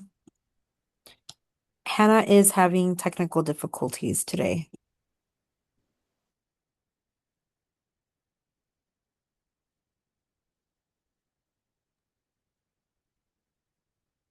Hannah, you have to take yourself off mute. There we go. Sorry, I've been having some tech issues, so if I cut out, you can't hear me, I freeze. Let me know and I'll turn off my camera and see if that helps. I will try to be quick. I know you all are behind schedule. Um, Starting off with the budget, I know we've already talked a lot about that, but we officially received the mayor's budget yesterday. Our legislative team is currently reviewing it. We're anticipating very difficult budget year. Councilmember Pinto will be holding her committee's hearings later this month and at the start of May. I don't have a full exact schedule for you yet, but as soon as I know, you will know. We are expecting budget votes the week before and the week after the June election, so it's going to be a very busy few weeks in DC. Moving on to legislation, starting with the Homes Act, Councilmember Pinto recently announced new legislation to address the housing crisis. As you know, our office loves an omnibus. We have Secure DC, Peace DC.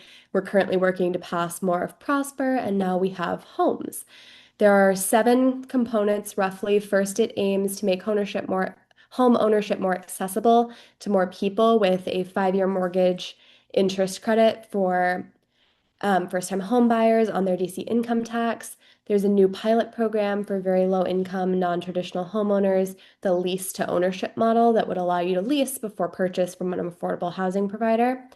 Also aims to speed up new construction by creating a housing acceleration fund directed at shovel-ready mixed-income projects, streamlining the processes for existing homeowners to split lots, which will allow for more infill, creating a dedicated track for converting vacant, abandoned, or blighted properties into affordable housing, making smart changes to the tax increment financing program. If you've heard of a TIF, which would use future revenue from property taxes to pay for housing preservation and building new housing.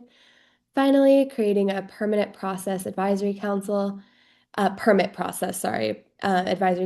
work with the Department of Buildings to cut through bureaucratic delays and the time it takes to get a permit, which is often a major complaint and a reason people are forced to hire expediters. We believe that this needs to be a formal council, open meetings, public participation, and official recommendations to DOB. All of these bills, we believe, will be referred to the Housing Committee. Some more public safety updates. I know we just talked a little bit about the curfew. The council postponed voting on extension. MPD has said that they're an effective tool to deal with the increase in these teen takeover mass meetups that we're seeing. Last week, the Judiciary Committee did vote to advance a permanent version of the curfew zones. We expect a full council vote on both emergency and permanent versions, the April 21st ledge meeting. We know that this is just one tool in dealing with these large gatherings. Councilmember Pinto still wants to see many of her bills on expanding opportunities for youth recreation and employment move through the committees that they were referred to address more of the roots of this problem. Finally, we're thankful to DPR for hosting so many events this week for teens over spring break. Many are at Kennedy Rec Center over in Shaw. Also, as the Mokers said, a quick reminder, DC government is largely closed tomorrow for Emancipation Day. Keep that in mind, trash, recycling, access to DPR, DGS, DCPS facilities. And that is all from me. If you guys want to ask questions, public questions, feel free. Any questions or comments for Hannah? Commissioner Malik, you're recognized. Thank you. Hannah, what is Councilmember Pinto's opinion on the potential for minors who are caught up in these curfew violations being swept into the criminal justice system, which can have profound and permanent impacts on the trajectory of their life, despite the fact that they were likely doing nothing wrong other than being with a group of other minors. So I know, as the lieutenant said, this is not meant to be a tool to arrest kids. I've been told is there have not been any arrests directly for a curfew violation. There have been arrests for things like disorderly conduct while also violating the curfew, but you are not arrested on a curfew violation. So this is not meant to be a tool for arresting youth. It is simply meant as a preventative measure to try to get ahead of some of these teen takeovers that we're seeing advertised on social media. Just trying to let kids know, hey, please don't do this, essentially. Right, but I think what Lieutenant Taylor said is that any minors who are caught up in one of those sweeps are then moved to a curfew violation detention center where they are processed. And during the course of that processing, it could be that they are found to be in violation of other laws, in which case they would face repercussions that they would not have otherwise or normally faced simply as a result of the curfew violation. So even though it may not be a direct arrest as a result of that, there is a cascade of other possibilities there. And I raise this issue because I think it's very important for the council member, for the council, and for the public to be clear-eyed about what this means and to ask the question of, yes, we may have a public safety issue that we need to deal with here, but is this the right way to treat our kids?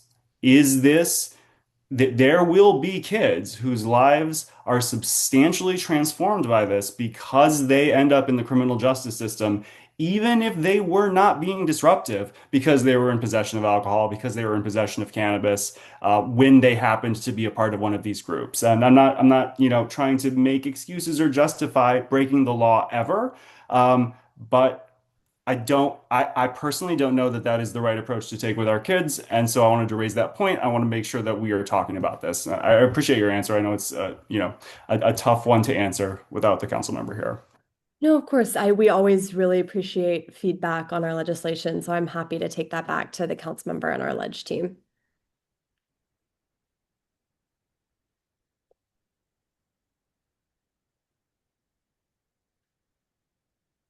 Any further questions or comments from colleagues before I turn to members of the public?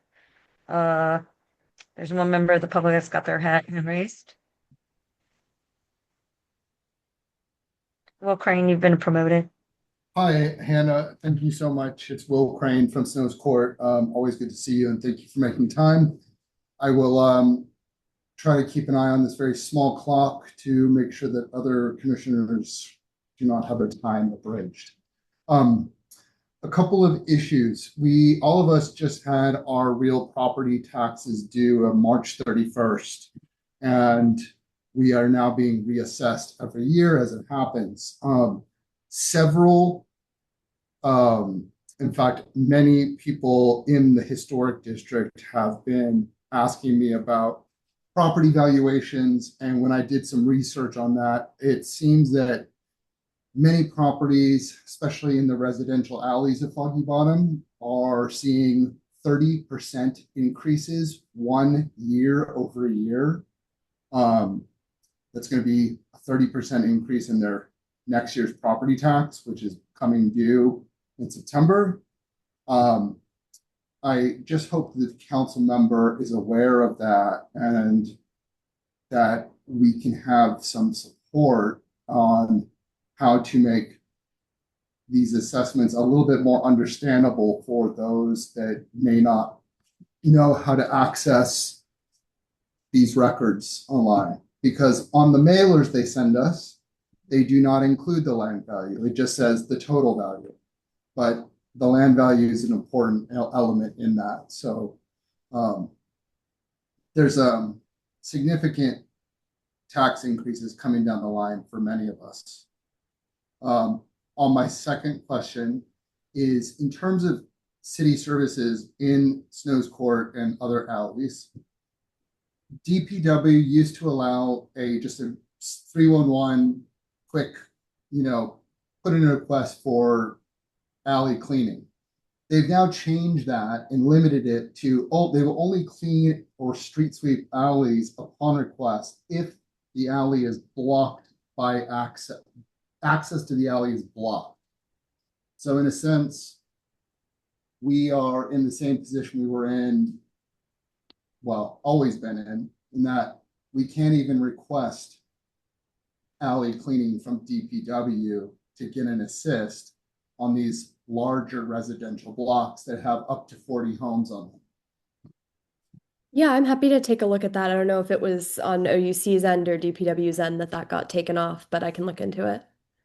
I appreciate that.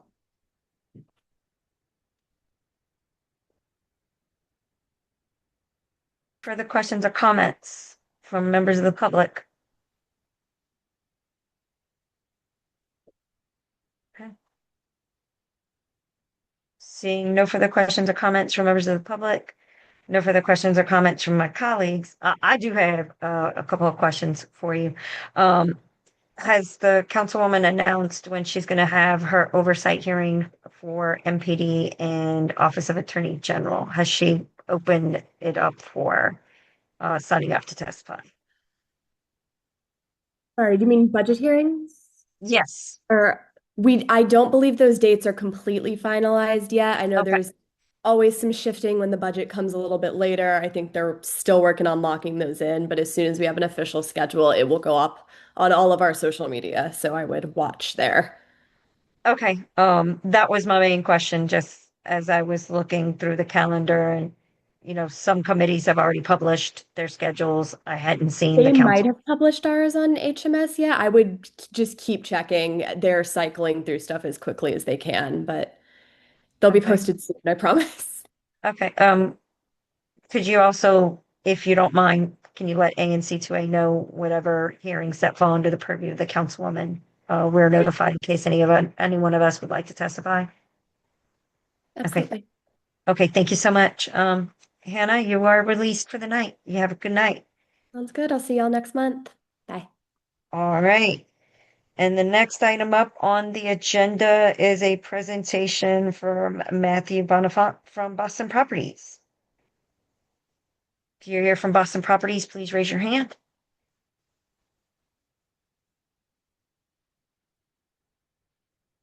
Okay, I see 3 hands.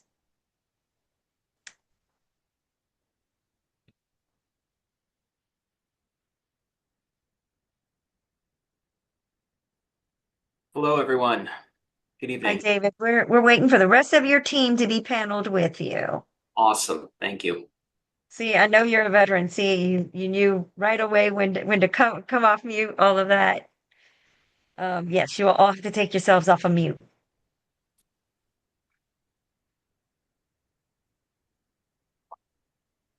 All right. Sorry, it took me an extra minute to click the buttons.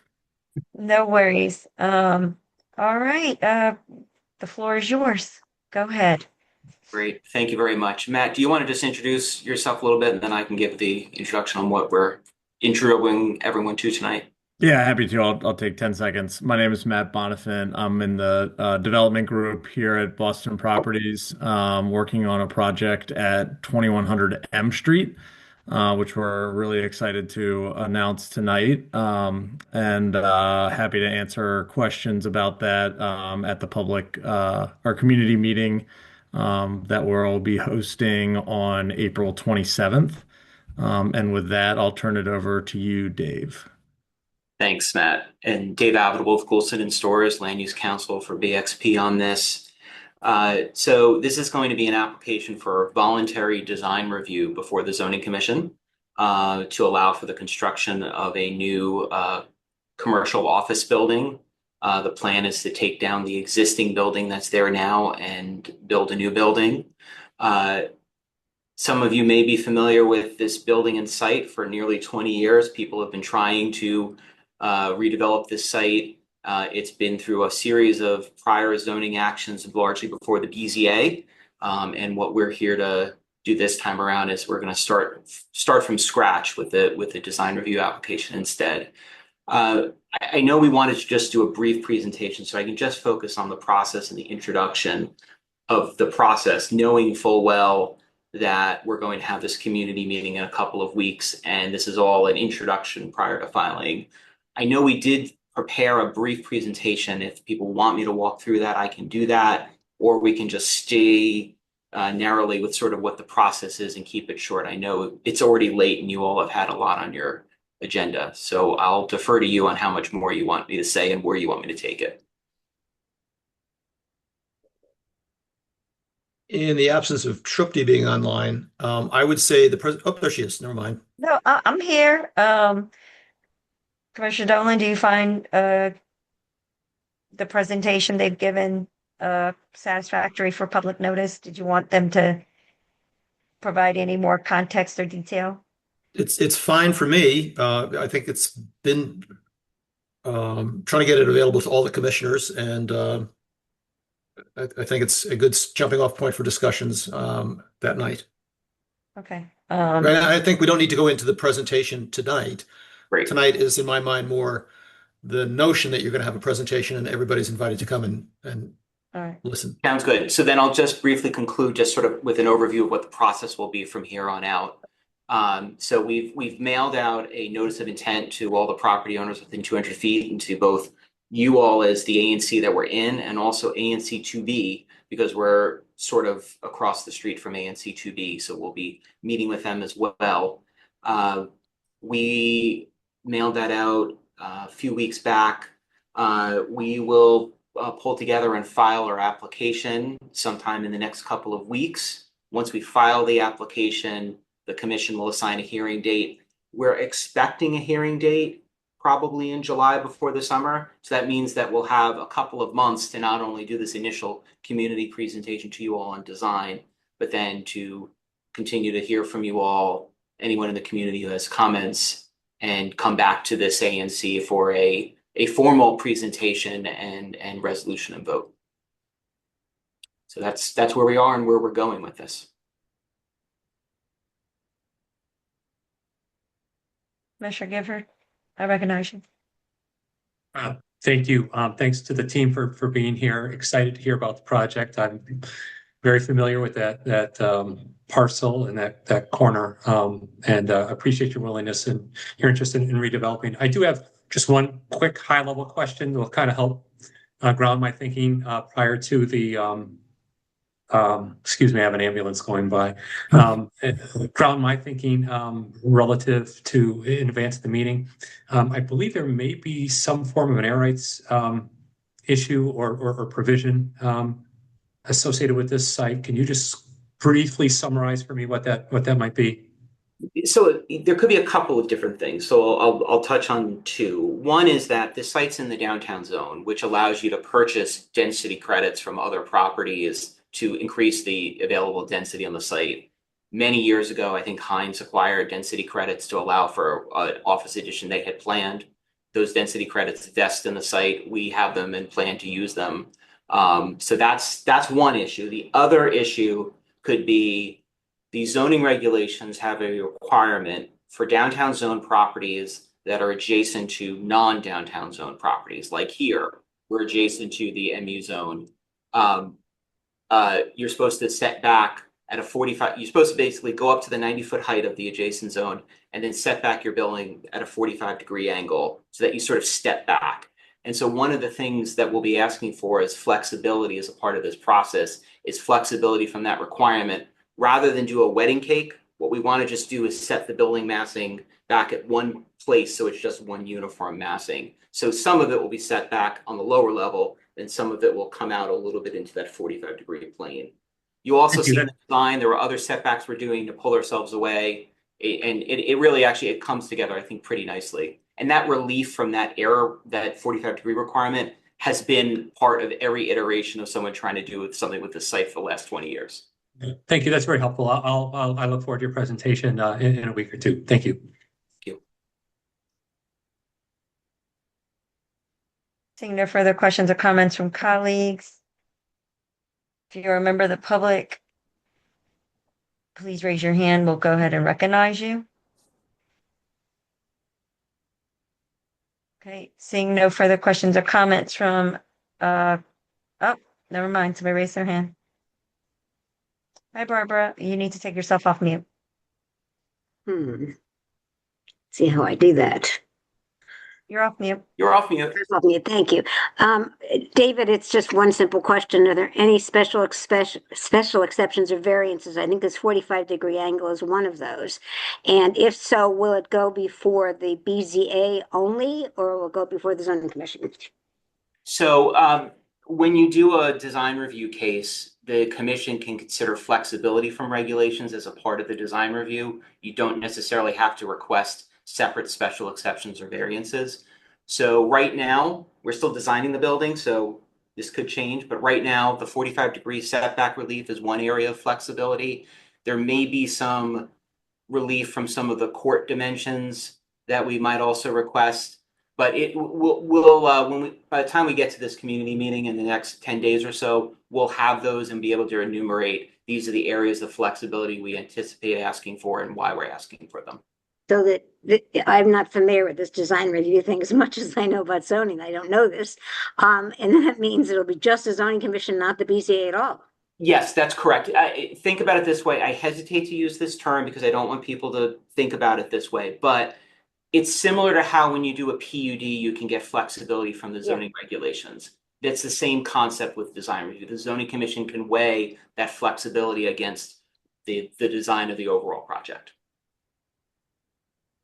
And there's no, unlike a PUD, there's no amenities that come with it. Correct. No public benefits. That's why I just wanted to be sure you mentioned that. Thank you. Yep, that's correct. Thank you. Thank you. As always, good to hear from you. Thank you. All right.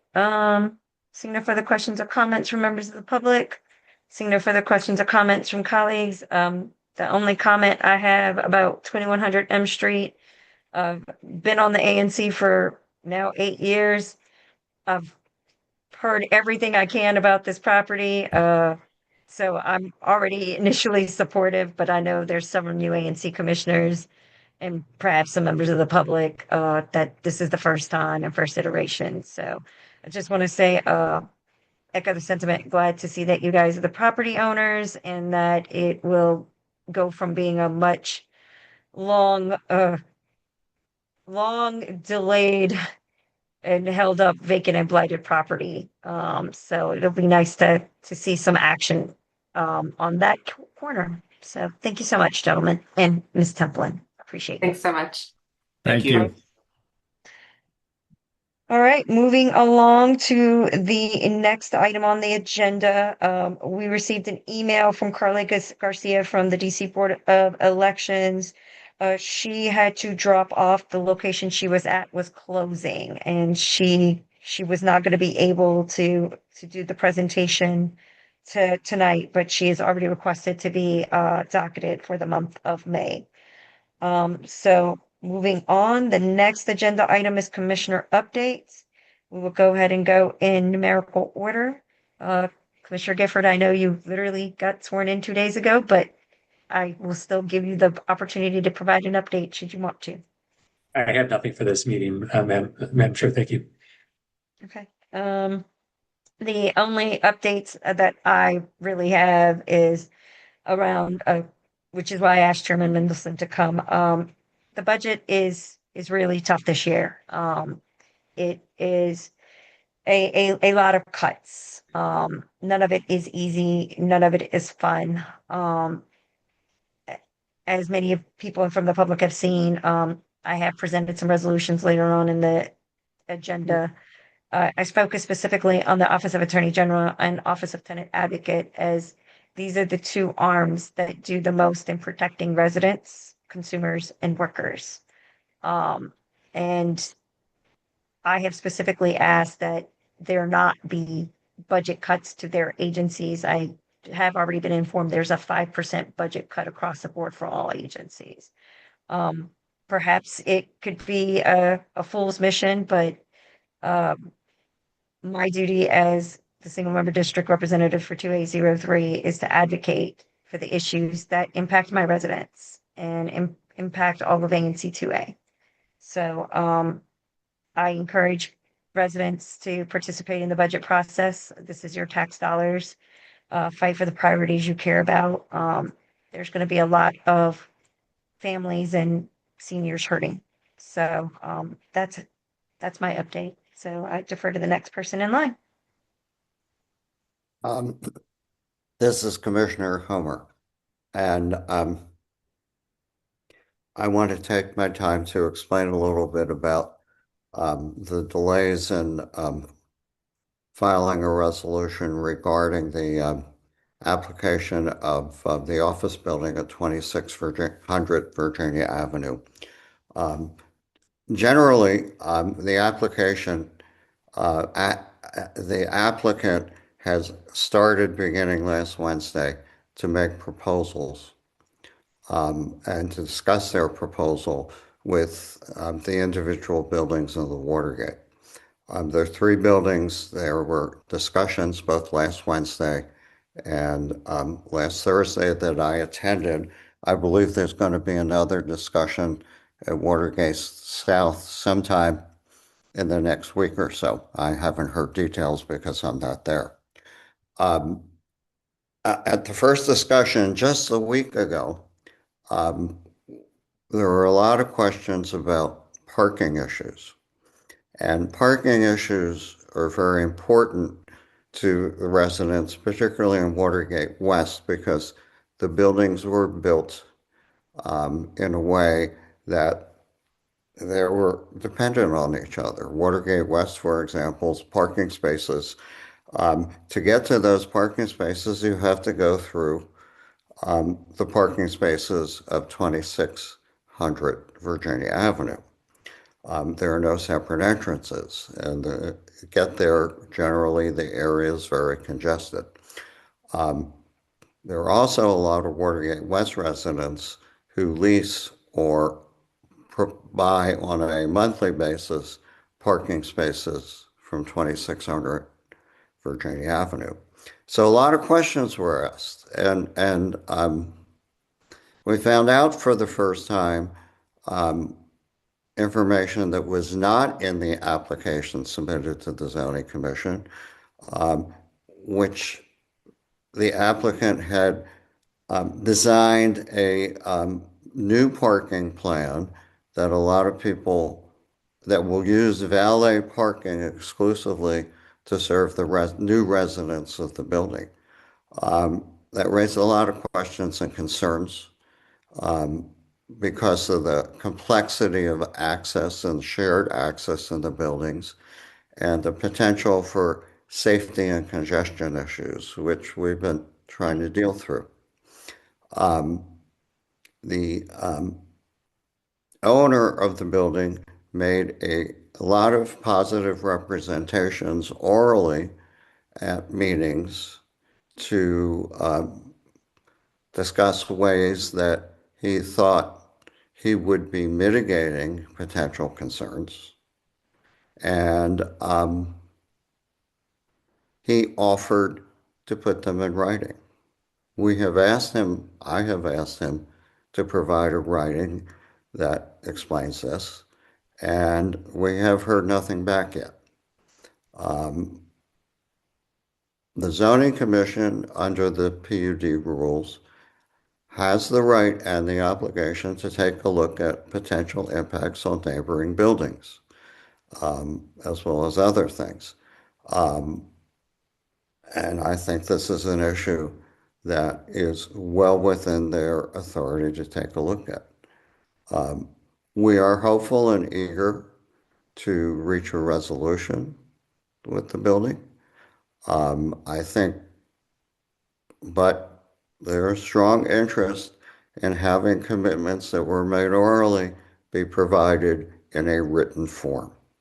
There are various ways that form could take place.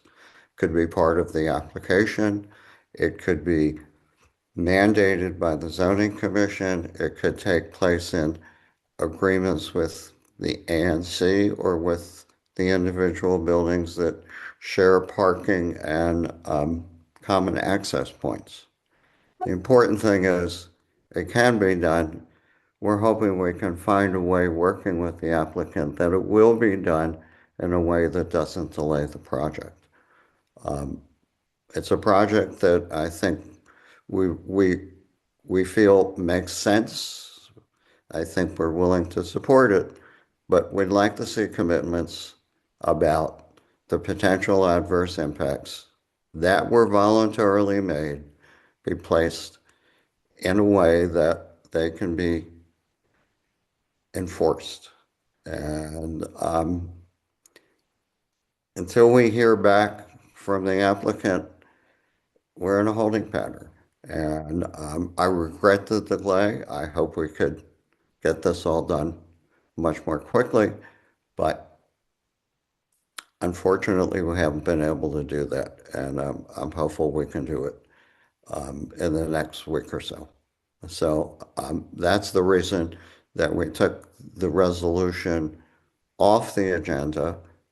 Again, we are not eager to delay the project, but we want to make sure our concerns, the residents' concerns about potential adverse impacts, particularly to parking, safety, and congestion, are resolved as the applicant had orally promised in a meeting a week ago.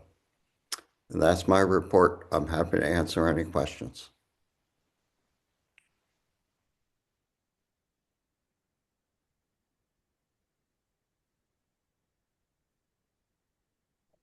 Next colleague.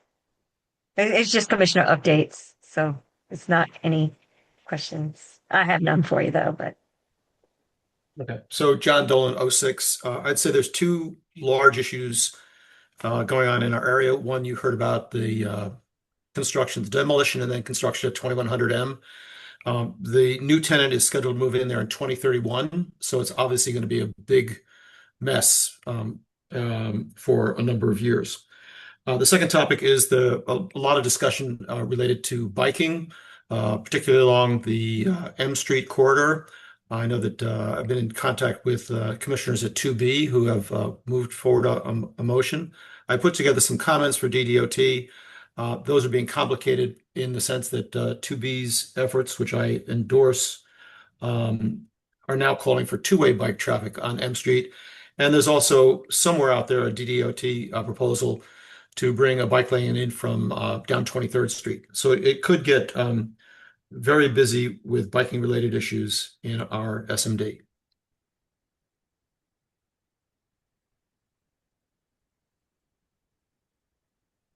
Hey everyone, Jim Malik from 2A08. First of all, I'd like to welcome, as you've probably heard, the Washington Commanders to our little slice of Foggy Bottom.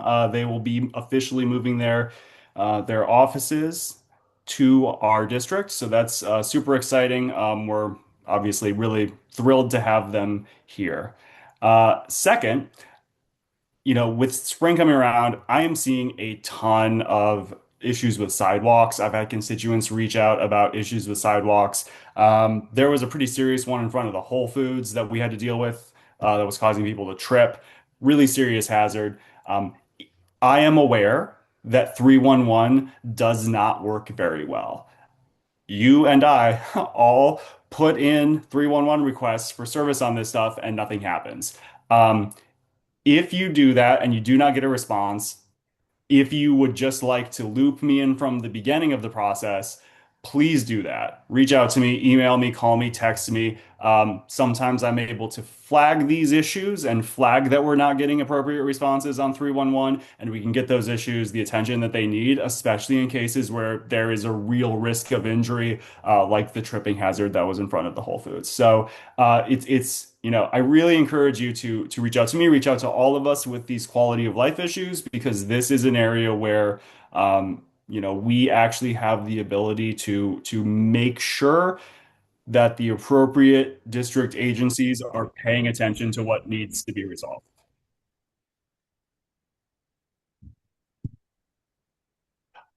That's all I have. Thank you. Commissioner Youngstown. Nothing to report for 2A09.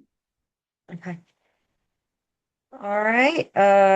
The next item up and the last item up is announcements and public comments. If you're a member of the public and you have your hand raised, we'll go ahead and recognize you. Brian Friedman, you've been promoted. You have to take yourself off mute. Can you guys hear me? I can hear you. Hi, I'm Brian Friedman, and I apologize because there's a misunderstanding. I want to do everything right, and I have put it in writing, and I will share it in writing. I want to make sure everybody understands a couple things. It was asked of me to create a parking solution, and I'm willing to do anything, and I would like to, and I need a vote from the ANC today. But what I was asked and what I agreed to was that anybody that had residential parking, they would not lose their parking space. In fact, they would get a 10-year lease, and they would get a 20% reduction on their parking today, and they would not have an increase on their parking of no more than CPI or 3%. So they were assured that they weren't going to lose their parking space. And if they want it longer than 10 years, I'm open. And I put it in writing and I gave it to the various condo boards. But I need an ANC vote. I need to show that I have support to move this forward. And I'm willing to put other things in writing. And so I didn't know that this wasn't in writing. So I'm extremely disappointed by what Ed said. And I appreciate having the opportunity. But I've been trying to work with this ANC since January. And I have this coming up. And it's April. So it's very important to me that I can enter into a vote. And what I say here, I can write here and share in the chat. And I will enter that into the agreement. I'm not going to increase these people's parking. I'm actually going to reduce their rate as they've asked. Anybody that has parking will have parking. We're not going to take parking away. And just to make the parking solution better, we were going to add valet parkers at our cost. And we would add that to the agreement. And we want the ANC to vote on that. So when we go forward with the next board, we can show that we have the advisory neighborhood commissions. The plan by our plan here is to be an enhancer. We want to help people. So no one will be displaced by this project. We wanted to enhance what is happening in the alley. We wanted to enhance what was happening at the building. And our tenants aren't going to be displaced either because they're leaving. So there is no tenant or anybody that's being kicked out. We want the people to see what we are doing with this project, that we are listening, we're hearing what you want, and we're willing to incorporate it. And I'm just making an ask. And I want you to know, I will keep incorporating more of your ask. And I will even put that in writing. But I need to get the support of the ANC to keep moving this forward. And I've been trying to push this forward since January, and I would appreciate if I could get a vote. And if I can't get a vote because I can't put something in writing, I want to be clear. I want to put something in writing. So I'm sorry that it's come to this. We did handouts today with another group that also showed that we were doing that with the parking.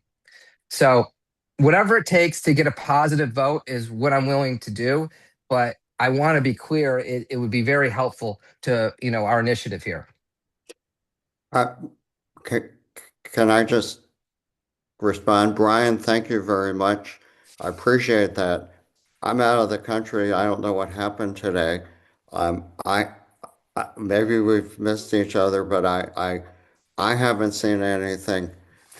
Okay, I want to say something, So Ed. You write up exactly what you want. You write up exactly what you want so we don't go in circles. I'm a deal maker. I'm trying to get this done with you. Okay. I don't know. I thought, and I'll put it, you can put it in this chat and I will agree. You can put it in an email. I can write it in an email right now. I thought that was done. I'm sorry for the miscommunication, but I want to be clear. I need to get the ANC's support, or if I don't have their support, it's going to hurt the project going forward, and I'll come back. And I'm not saying I won't come back, but I was just saying it would help me greatly for you to understand that I'm willing to do anything, and I've been trying to do everything that I could do. So I didn't know that there was something missing. That's why I'm completely floored and shocked right now by what was being said, before. Well, let's communicate tomorrow. I'm 6 hours behind you. I've stayed on. But the thing is, I'll communicate right now. There's nothing. If you are by communicating tomorrow, we are not going to get an ANC vote tonight. We have scheduled an ANC vote for the 27th of April. So we will have time to have an ANC Okay. vote So before Point, the point of I meeting. want to be information. clear what I'm saying because I don't Hold- know. I want to do what the ANC wants. I want Ed to put in writing what Mr. he wants us to Friedman, support. Yes, Mr. sir. Friedman, Yeah. this is Chair Patel. I need to interject to state a few things. The special meeting is actually on Tuesday, February 28th at 6 p.m. Okay, so that's number one. Number two, we are, as an ANC commission, trying to cooperate and make sure that we preserve the voice of Commissioner Comer's residents. So whatever is going on, I'm just hearing about it for the first time, Mr. Friedman. This is not the ideal time and place to have this. Whatever you need to put in writing, please put it in writing to Commissioner Comer. As a matter of fact, put it in writing to the entire ANC commission so that we see it all at the same time. Would you be amenable to doing that, Mr. Friedman? Not only am I That is the request from the chair of the commission. Would you be amenable to doing that, sir? yes, I am. But can I go further respectfully? Okay, Mr. Friedman, we have already informed you that we are not voting on your issue tonight. I'm not asking you to vote. I'm not asking you to vote. Okay. You're So, voting. Mr. Friedman, we have more things to get through. Commissioner Colmer is dialing in from Paris, France. He is 6 hours behind, 6 hours ahead of us. It's probably 2 or 3 a.m. in the morning there right now. It's 3:38.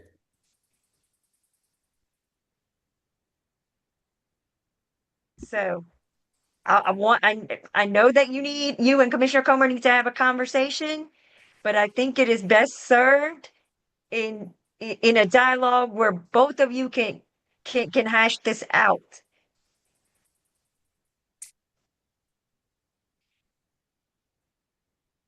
I just want to be clear. I'm not trying to hash anything out, and I know that the vote isn't today. I just wanted to say there's things that Ed wants incorporated. I want to incorporate everything that the community wants. So if there's more things that would like to be added, instead of it me being the decision maker, I'm trying to incorporate the needs and improvements here. If there's other things that want to be brought forward, we want to incorporate that all into writing so you have as part of your MOU or letter, whatever you want to call for your vote.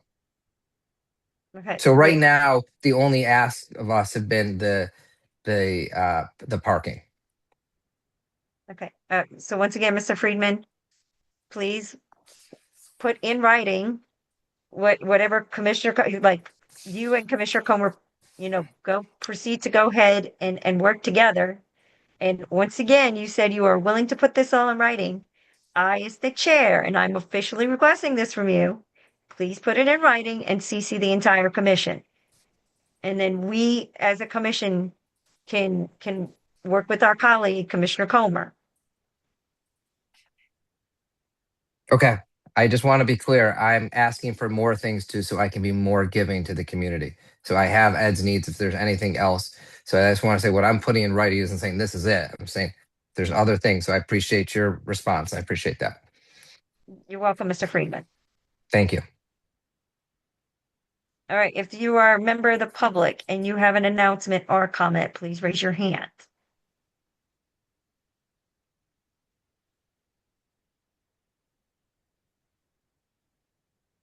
Seeing no further questions or comments, and seeing no further announcements or comments from members of the public, we are going to move on to the next section.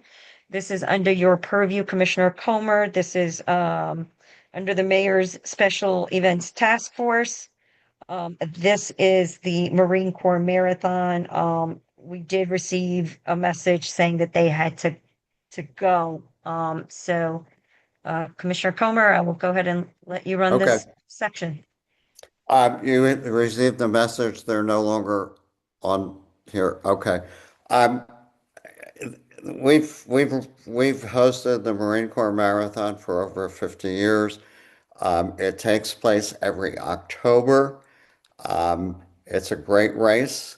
Their proposal is to use the same course and everything as they have done before. The only potential change is they may have diverse starting times for a couple of people. I don't think that's a big deal one way or another. I think the ANC should be proud to support the marathon. I'd like to propose that they email us information about the marathon basically a month before it takes place, because that's when people will be most interested. And I like to make a motion that we unanimously support the marathon going forward within ANC 2A. Seconded. Okay, it's been moved by Commissioner Comer, seconded by Commissioner Malik. All those in favor, thumbs up, say yes. Commissioner Youngstone, you're not on screen, so I either need you to get off mute or I'll count you as. Yes. Okay. Matters passed unanimously. And we are at the last section. This is matters before the DC Council. And so, for letter A, which is the consideration of a resolution regarding cost of utilities and the need for stronger oversight and consumer protections. Edie Shellis, if you could go ahead and bring that up.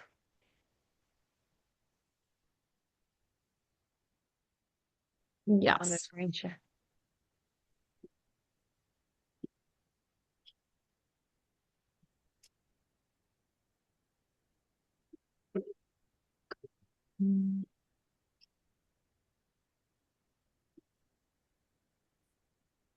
So, as everyone in DC has heard for the last several months, everyone is experiencing higher than normal utility costs. As a matter of fact, our utility cost or the price hike of them has been the highest in the nation. That has been well Yes. documented and well stated in various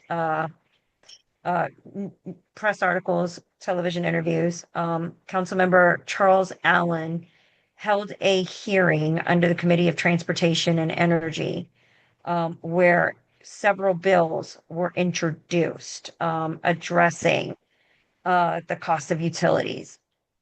And so I focused on the 6 or 7 bills that were presented.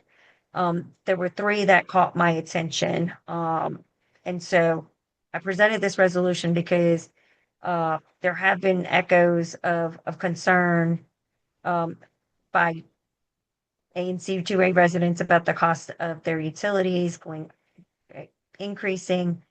I am very sensitive to our senior residents. ANC 2A has pockets of senior residents all over located within it. The hearing was very enlightening and heartbreaking in the fact that residents are getting evicted over unpaid utility bills.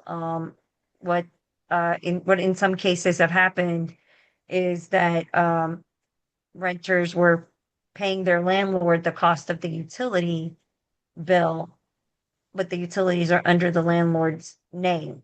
And so when the utilities were not getting paid, the person occupying the residence was getting evicted. And there was a large number of cases appearing in eviction court. And so that was issue number 1. Councilwoman Lewis George passed emergency legislation that people's utilities could not be shut off if their bills were if they owed a utility company less than $1,000. And this legislation is direct response from members of the public coming to the DC Council. The Office of the People's Council has gone to court, has managed to say that the last PEPCO rate increase was not in compliance. And the Office of People's Council is a DC government agency that advocates for DC residents. And so this is what I put together. Um,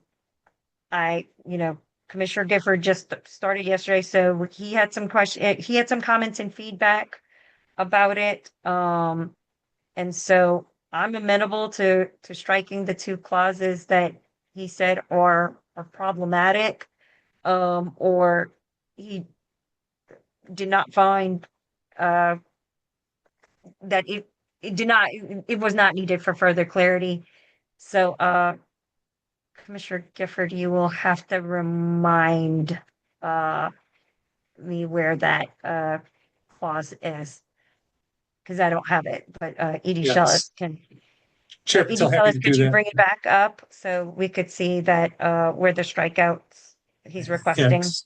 Chair Patel, happy to do that. And for the commissioners and those in the public who are still with us, it's day 2 for me, and I officially gained access to all these meeting materials only yesterday. And because there is the 7th and 8th whereas clauses in this resolution refer to specific pieces of legislation, and I simply have not had the time to digest those pieces of legislation. And I feel that the resolution stands well on its own without those two. So it would be the one that begins, whereas the council of the District of Columbia there at the top of the page, and the one which immediately precedes that would be the 7th and 8th.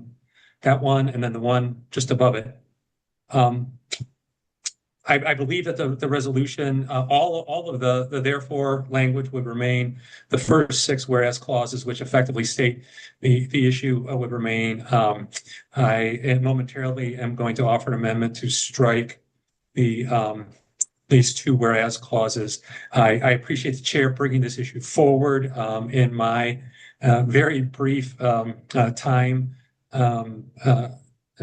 connected with the ANC, I've already heard from numerous residents of my SMD about the issue of utilities, and I think that this is an important issue that is flagged. I know it was flagged in last month's meeting as well, and so with this amendment to strike these 2 provisions, I would then be I would then be supportive of the legislation. So I think at this moment in time, I'm offering a motion to strike the 2 highlighted whereas clauses from this resolution.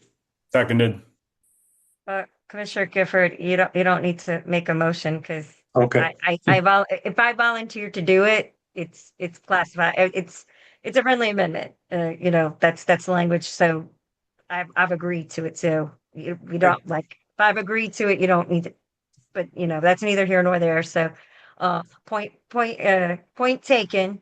Like I said, it's just, I understand you literally got it yesterday. So it's just, no, I mean, there were some people who had some discussion with it. So I was more caught off guard with the request, because it was literally pretty much the day of.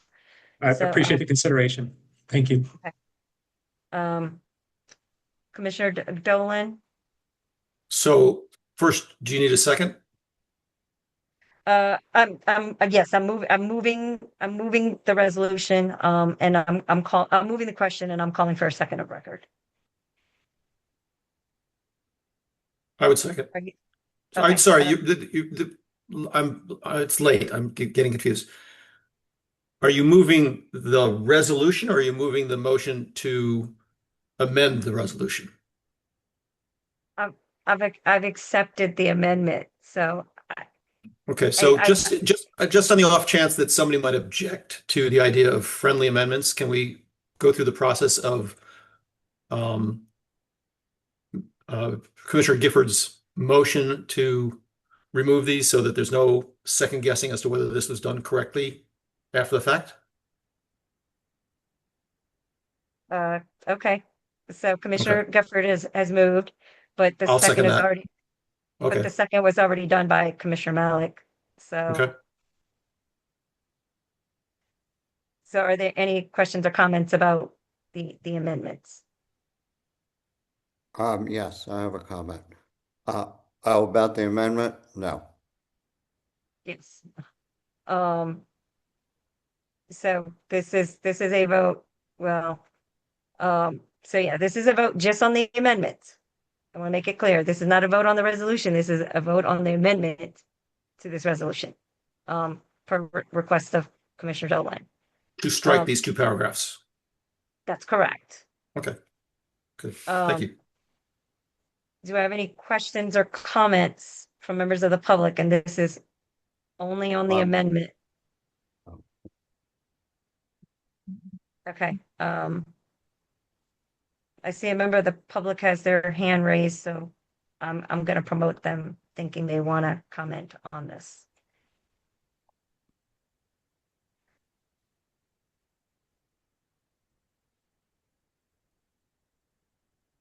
Brian Friedman, you've been promoted.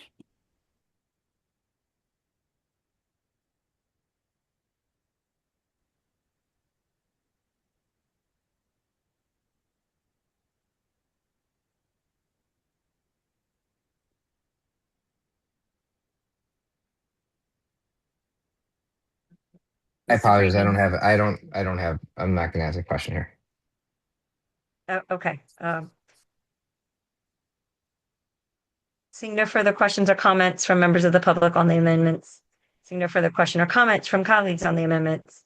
I'm going to go ahead and call this to a vote by division of the House, starting in numerical order. Commissioner Gifford, how do you vote? Yes. Chair Patel is a yes. I'll abstain. Dolan's a yes. Yes, the amendment.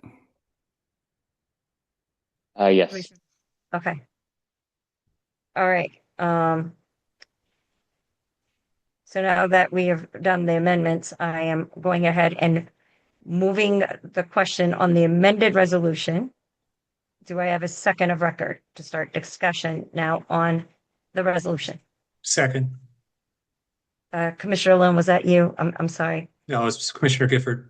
Gifford, I'm sorry. I can't see you with the share screen. So Dolan sounds like me. He's just a lot better looking. That's how you'll keep us differentiated.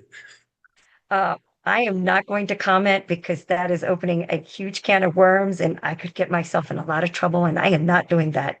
But good attempt to try to sucker me. Okay, so the question has been moved by Chair Patel, has been seconded by Commissioner Gifford. Now this is open to questions and comments about the resolution itself. Commissioner Comer, you said you had a comment. Yeah. As some of you may or may not know, I worked for the utility industry for over 30 years, and the causes for PEPCO's rate increases are many and varied. Some happen at the federal level. The war in Iran is going to increase rates because it's going to increase the cost of natural gas, which is the basis for PEPCO's rates. We already have a excellent Public Utility Commission that regulates PEPCO's rates for distribution issues. We have the Public Utility Commission has its own staff. I don't know why that noise is coming up. Has its own staff that often takes positions opposing rate increases.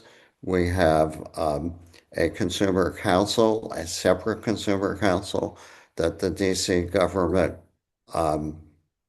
funds to protect consumers from excessive rate increases. And setting rates are very complicated. And I understand that people are concerned about it. I understand there are lower rates for people with financial issues. Historically, the federal government has spent billions of dollars helping to pay for rates for low-income people, and the current administration is trying to wipe that out. And our PUC has a you go on their website, and if somebody, as Commissioner Malik has raised twice in the past, if somebody really thinks that their bill was wrong, they have an investigation and mediation process at the PUC to try to find out what happened.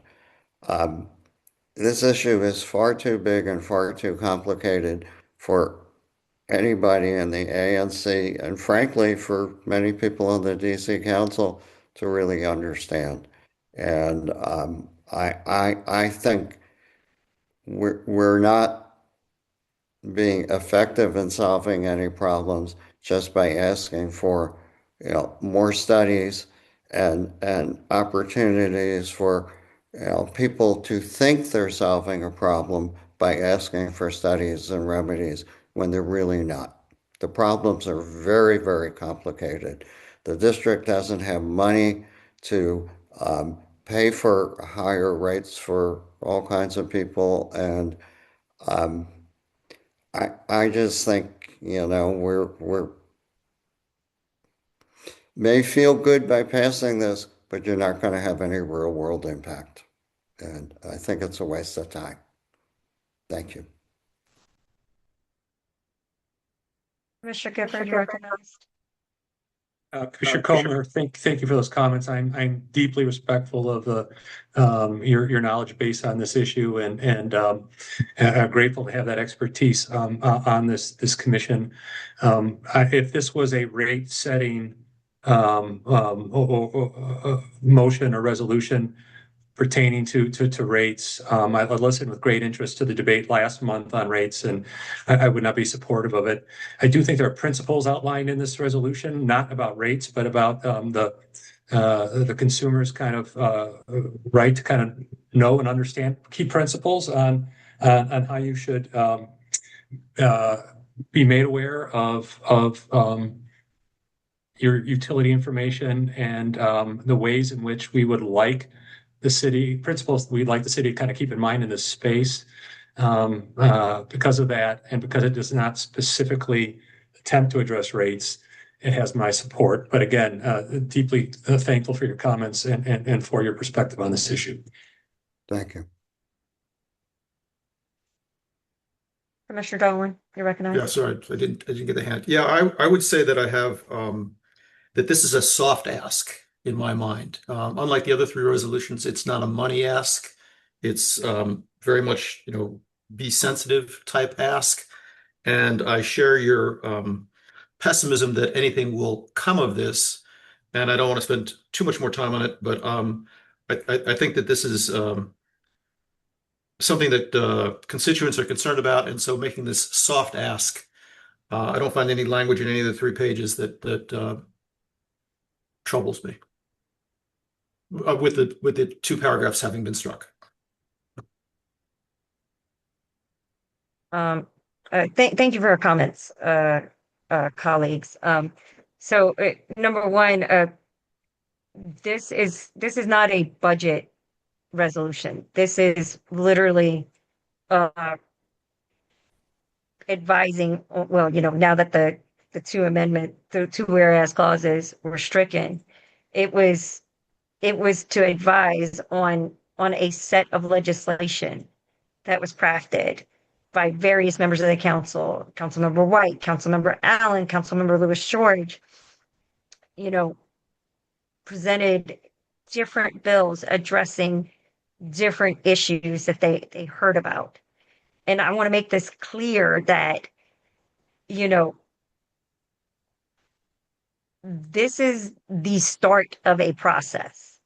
I do not know how the council is going to progress in this area, but there needed to be something done. I mean, I was shocked in this hearing to hear that people were getting evicted over unpaid utility bills through no fault of their own. Council members were sharing heartbreaking stories of residents, saying their bills have tripled. As I said, I'm deeply concerned about our senior ANC residents. All of us, well, let me not speak for everybody. I'm going to speak for myself. I'm I am able to still work. So I have some flexibility, limited if something, inflates, goes higher than normal. Seniors are on a fixed income, and you know, utilities are a human right. Like we've had residents saying how hot it is, how cold it is, and no one should be able no one should no one should be in a house where they're not able to keep themselves cool or keep themselves warm because they can't afford their utilities. And I'm just saying that, you know what, I think the council needs to take some steps, and how those and ANC2A can weigh in on this issue more than once.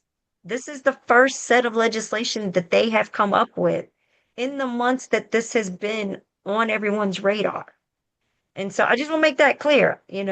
This has been a conversation that ANC2A has been having for quite a while. I just happened to hear about the hearing, and I just testified, just saying, hey, I think this is awful. So that's all I wanted to say. Commissioner Dolan, you recognize? I'm comfortable with the words on the paper, but not the way that you portray it. You're talking about rates, the cost of utilities being too high, and that's not in my mind what this addresses. And I agree with Commissioner Comer that there are international forces at work that are driving that way beyond the scope of the ANC. And I think that to the extent that there have been tenant landlord issues where the landlord has walked away with the tenant's money, those are tenant landlord issues. They're not necessarily related to Pepco. It's all involved. So as you're speaking on for the tape for the future, I'm speaking on the tape for the future, that I see this as a very limited, soft ask. And as long as it stays that way, I'm prepared to support it. But I push back on the rhetoric that it is to solve the cost of utility bills. I don't think we're going to solve the cost of utility bills, but I do think that the council is responding to constituents and saying there needs to be some sort of actions. And I hear what Commissioner Comer is saying, but people are elected as representatives. So we can't say, hey, well, we're not able to solve it. Like there are some measures that the DC government can do. I'm not saying, I'm not sitting here saying giving them like a prescriptive way, but there's some legislation out there. And, like I said, this is a start. I don't know if they're going to go further down the line. I don't know, but this is a conversation constituents in ANC2A are having. So, Commissioner Malik, you're recognized. I'm going to try to say this gently because I mean it gently. We're 19 minutes on this at this point. We had 10 minutes allocated for it. If we're going to have a time limit, I think we need to stick to it, or amend the agenda to add more time. I think we're ready to call the question here, aren't we? We have to take public comment before. Okay. So if you're a member of the public, you have a question or a comment on this, please raise your hand and we'll promote you. See no hands raised. I'm going to go ahead and call the question. We're going to go ahead and do this by division of the House, starting in numerical order. Commissioner Gifford. Yes. Chair Patel is a yes. Commissioner Comer is a no. Commissioner Dolan, you're on mute. Commissioner Dolan is a yes. No. Yes. Okay. The motion passes, and yeah, everybody's it is late, so it's 4 yeses, 2 nos. The next item up on the agenda is a budget performance oversight resolution regarding the Office of the Attorney General. Executive Director Shellis, could you go ahead and just put up the resolution? Please. Okay. Um, this is one of the agencies that ANC 2A weighs in on every year. Oh wait, is it Office of Attorney General, or Office of Tenant Advocate? Sorry, I jumped ahead. It's the Office of Tenant Advocate. The Office of the Tenant Advocate is the agency that is dedicated to ensuring that renters know their rights in any given situation. Office of Tenant Advocate has presented numerous times before ANC 2A. This is an agency that I have had to direct many ANC 2A constituents to when they are having issues around, you know, issues in their apartment and ensuring that their landlord handles it. And so they also are the entity and the agency that can represent indignant renters in landlord tenant court. And this is a core critical agency that is already doing a lot of work. Sadly, their workload is increasing. It hasn't been decreasing with the cost of inflation hitting residents, cost of housing going up, cost of groceries, everything. It's more and more residents need help. So I just state, because as we know, the budget didn't release until yesterday, that at least that the level of funding that they've received from the year before stay level. If they can get more money, great. But as the chairman has echoed, it is an incredibly, incredibly tight budget year. So it's just, an agency that I know has great impact on residents throughout the city. It has impact on residents in ANC 2A. I've directed several residents, not just from my single member district, but single member district 2A04, 2A06.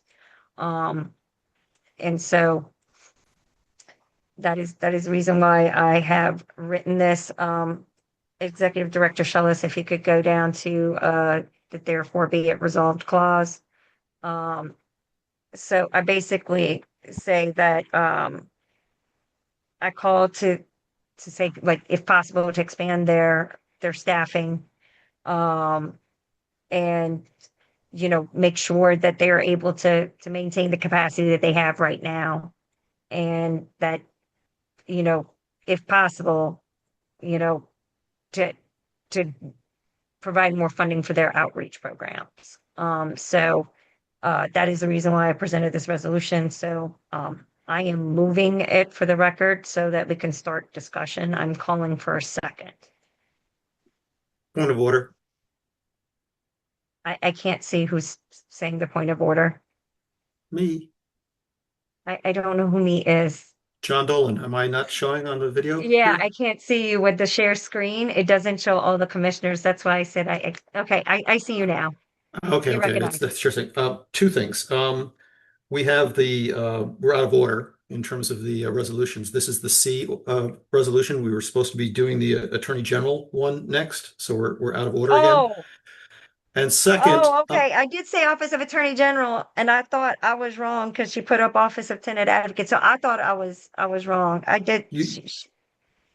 Okay, and then second, as a practice, is it possible that you can move the motion and then get the second and then have the discussion as to why you wanted to have the motion presented after the motion in the discussion period rather than leading? I mean, we have the motion in front of us. We can read the motion. We don't need to have it read to us in the introductory remarks. I'm just trying to speed up the meeting.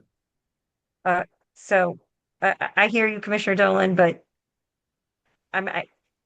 usual practice is you're supposed to do a very brief summary and explain why before you just go into it. I hear you, but I've actually got to do it.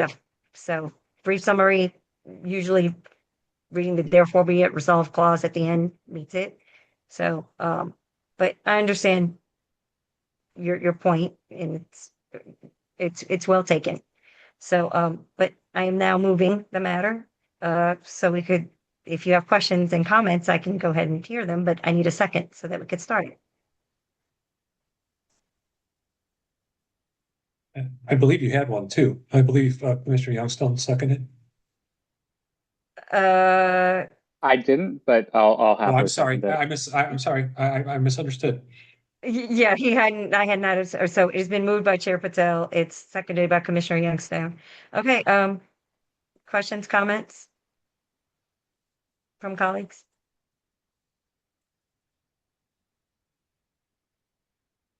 Commissioner Gifford? Yeah, just a no vote explanation for the record for those on the call, and I've indicated this earlier. Again, I have great sympathy for both of the issues that Chair Patel is raising as part of this budget process. Being new to the commission, I am also sensitive to the budget issues that are not being spoken to tonight, and that we do not necessarily, or at least I've not had an opportunity to participate in a more kind of collaborative and comprehensive process to identify shared budget priorities of the commission. I can't speak for other commissioners, but for me, I would be more comfortable if we were weighing in on the budget for us to be weighing in a way that was fully reflective of shared priorities, and again, sensitive to the issues raised here, but don't like these resolutions happening in isolation. So for that reason, on both of these, I'll be a no vote. Thank you for your comment, Commissioner Gifford. So, budget priorities can be done multiple ways. A commissioner can present whatever they'd like as their budget priority. I just happen to be the one that always presents. So, So no, I completely understand. Again, as a brand new, yeah, as a brand new commissioner, there aren't any motions in front of us about snow removal, which we heard about today, or trash removal, or about bike lanes, or about education or parks, or anything else, and that's fine. There's a couple that were brought forward. I get that. I just, for me as a newcomer, I'm kind of trying to figure out our overall priorities, and I'm concerned that by passing these two, that there might be a perception that these are the preeminent two fiscal priorities for this ANC, and I certainly don't feel that way, at least at this moment in time. So again, with that, with due respect, I'm a no vote. Okay, I hadn't called for the vote, but appreciate your sentiments. I will be at the appropriate time. Any further questions or comments from colleagues on this?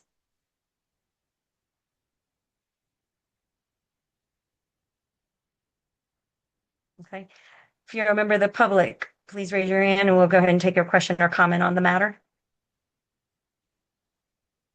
Okay, I have a member of the public who's raised their hand.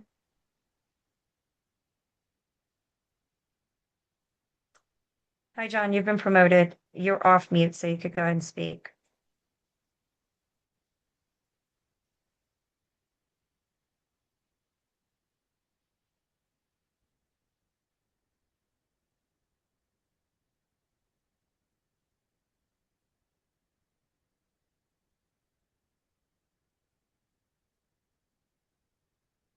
John, you've been promoted.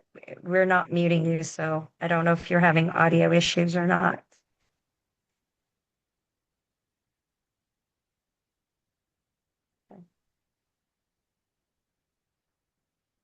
Right. You're back off mute again, but I don't know if you're having an audio issue on your end. Perhaps his volume is down low. I don't know. Yeah.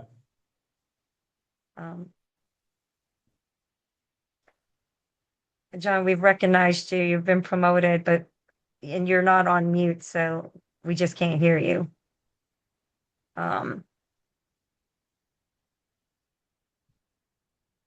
We still can't hear you, John.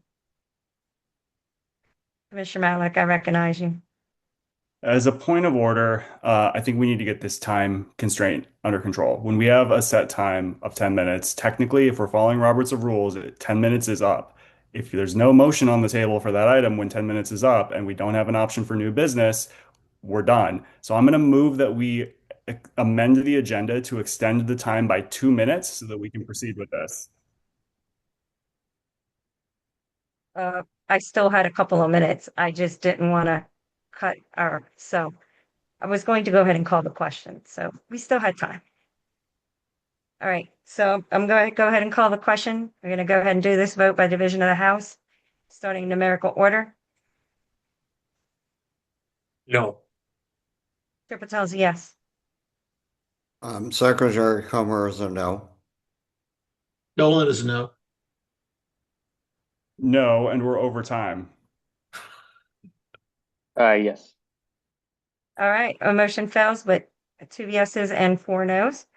And going on to the last resolution, this is the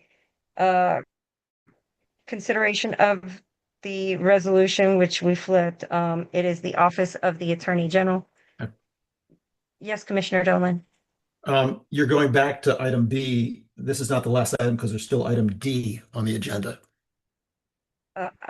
I stripped it out.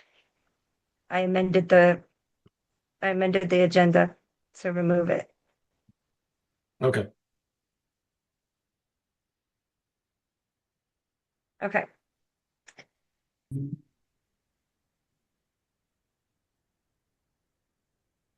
Okay, so I have once again written a resolution around the Office of the Attorney General. Presented a budget performance oversight. This is budget oversight, basically emphasizing the programs that they have provide to the public. So they have three now main programs. They have the Workers' Rights Division, which helps workers. They have they've recoined it. They have the Consumer and Tenants Protection Unit. And so residents can reach out to the Office of Attorney General if they have issues around their workplace, especially around wages, paid sick time accrual. And then the Consumer Protection and Tenant Protection Unit is if people face issues in that they were not treated fairly by a vendor, they can lodge a complaint. It is now the same issue now with landlords, since the Office of Tenant Advocate is becoming more and more overwhelmed with cases. The Office of Attorney General has now said that they can start taking some of this workload up. And so it basically states that like to see that the funding that the Office of Attorney General has, make sure that it is able to maintain that the level that these two divisions do. This is an agency that has great impact on residents throughout the city as well as ANC 2A. I have directed many consumers and workers to the Office of Attorney General to get their issues resolved. So that is the crux of my resolution. So I am moving the resolution and I'm calling for a second to start debate.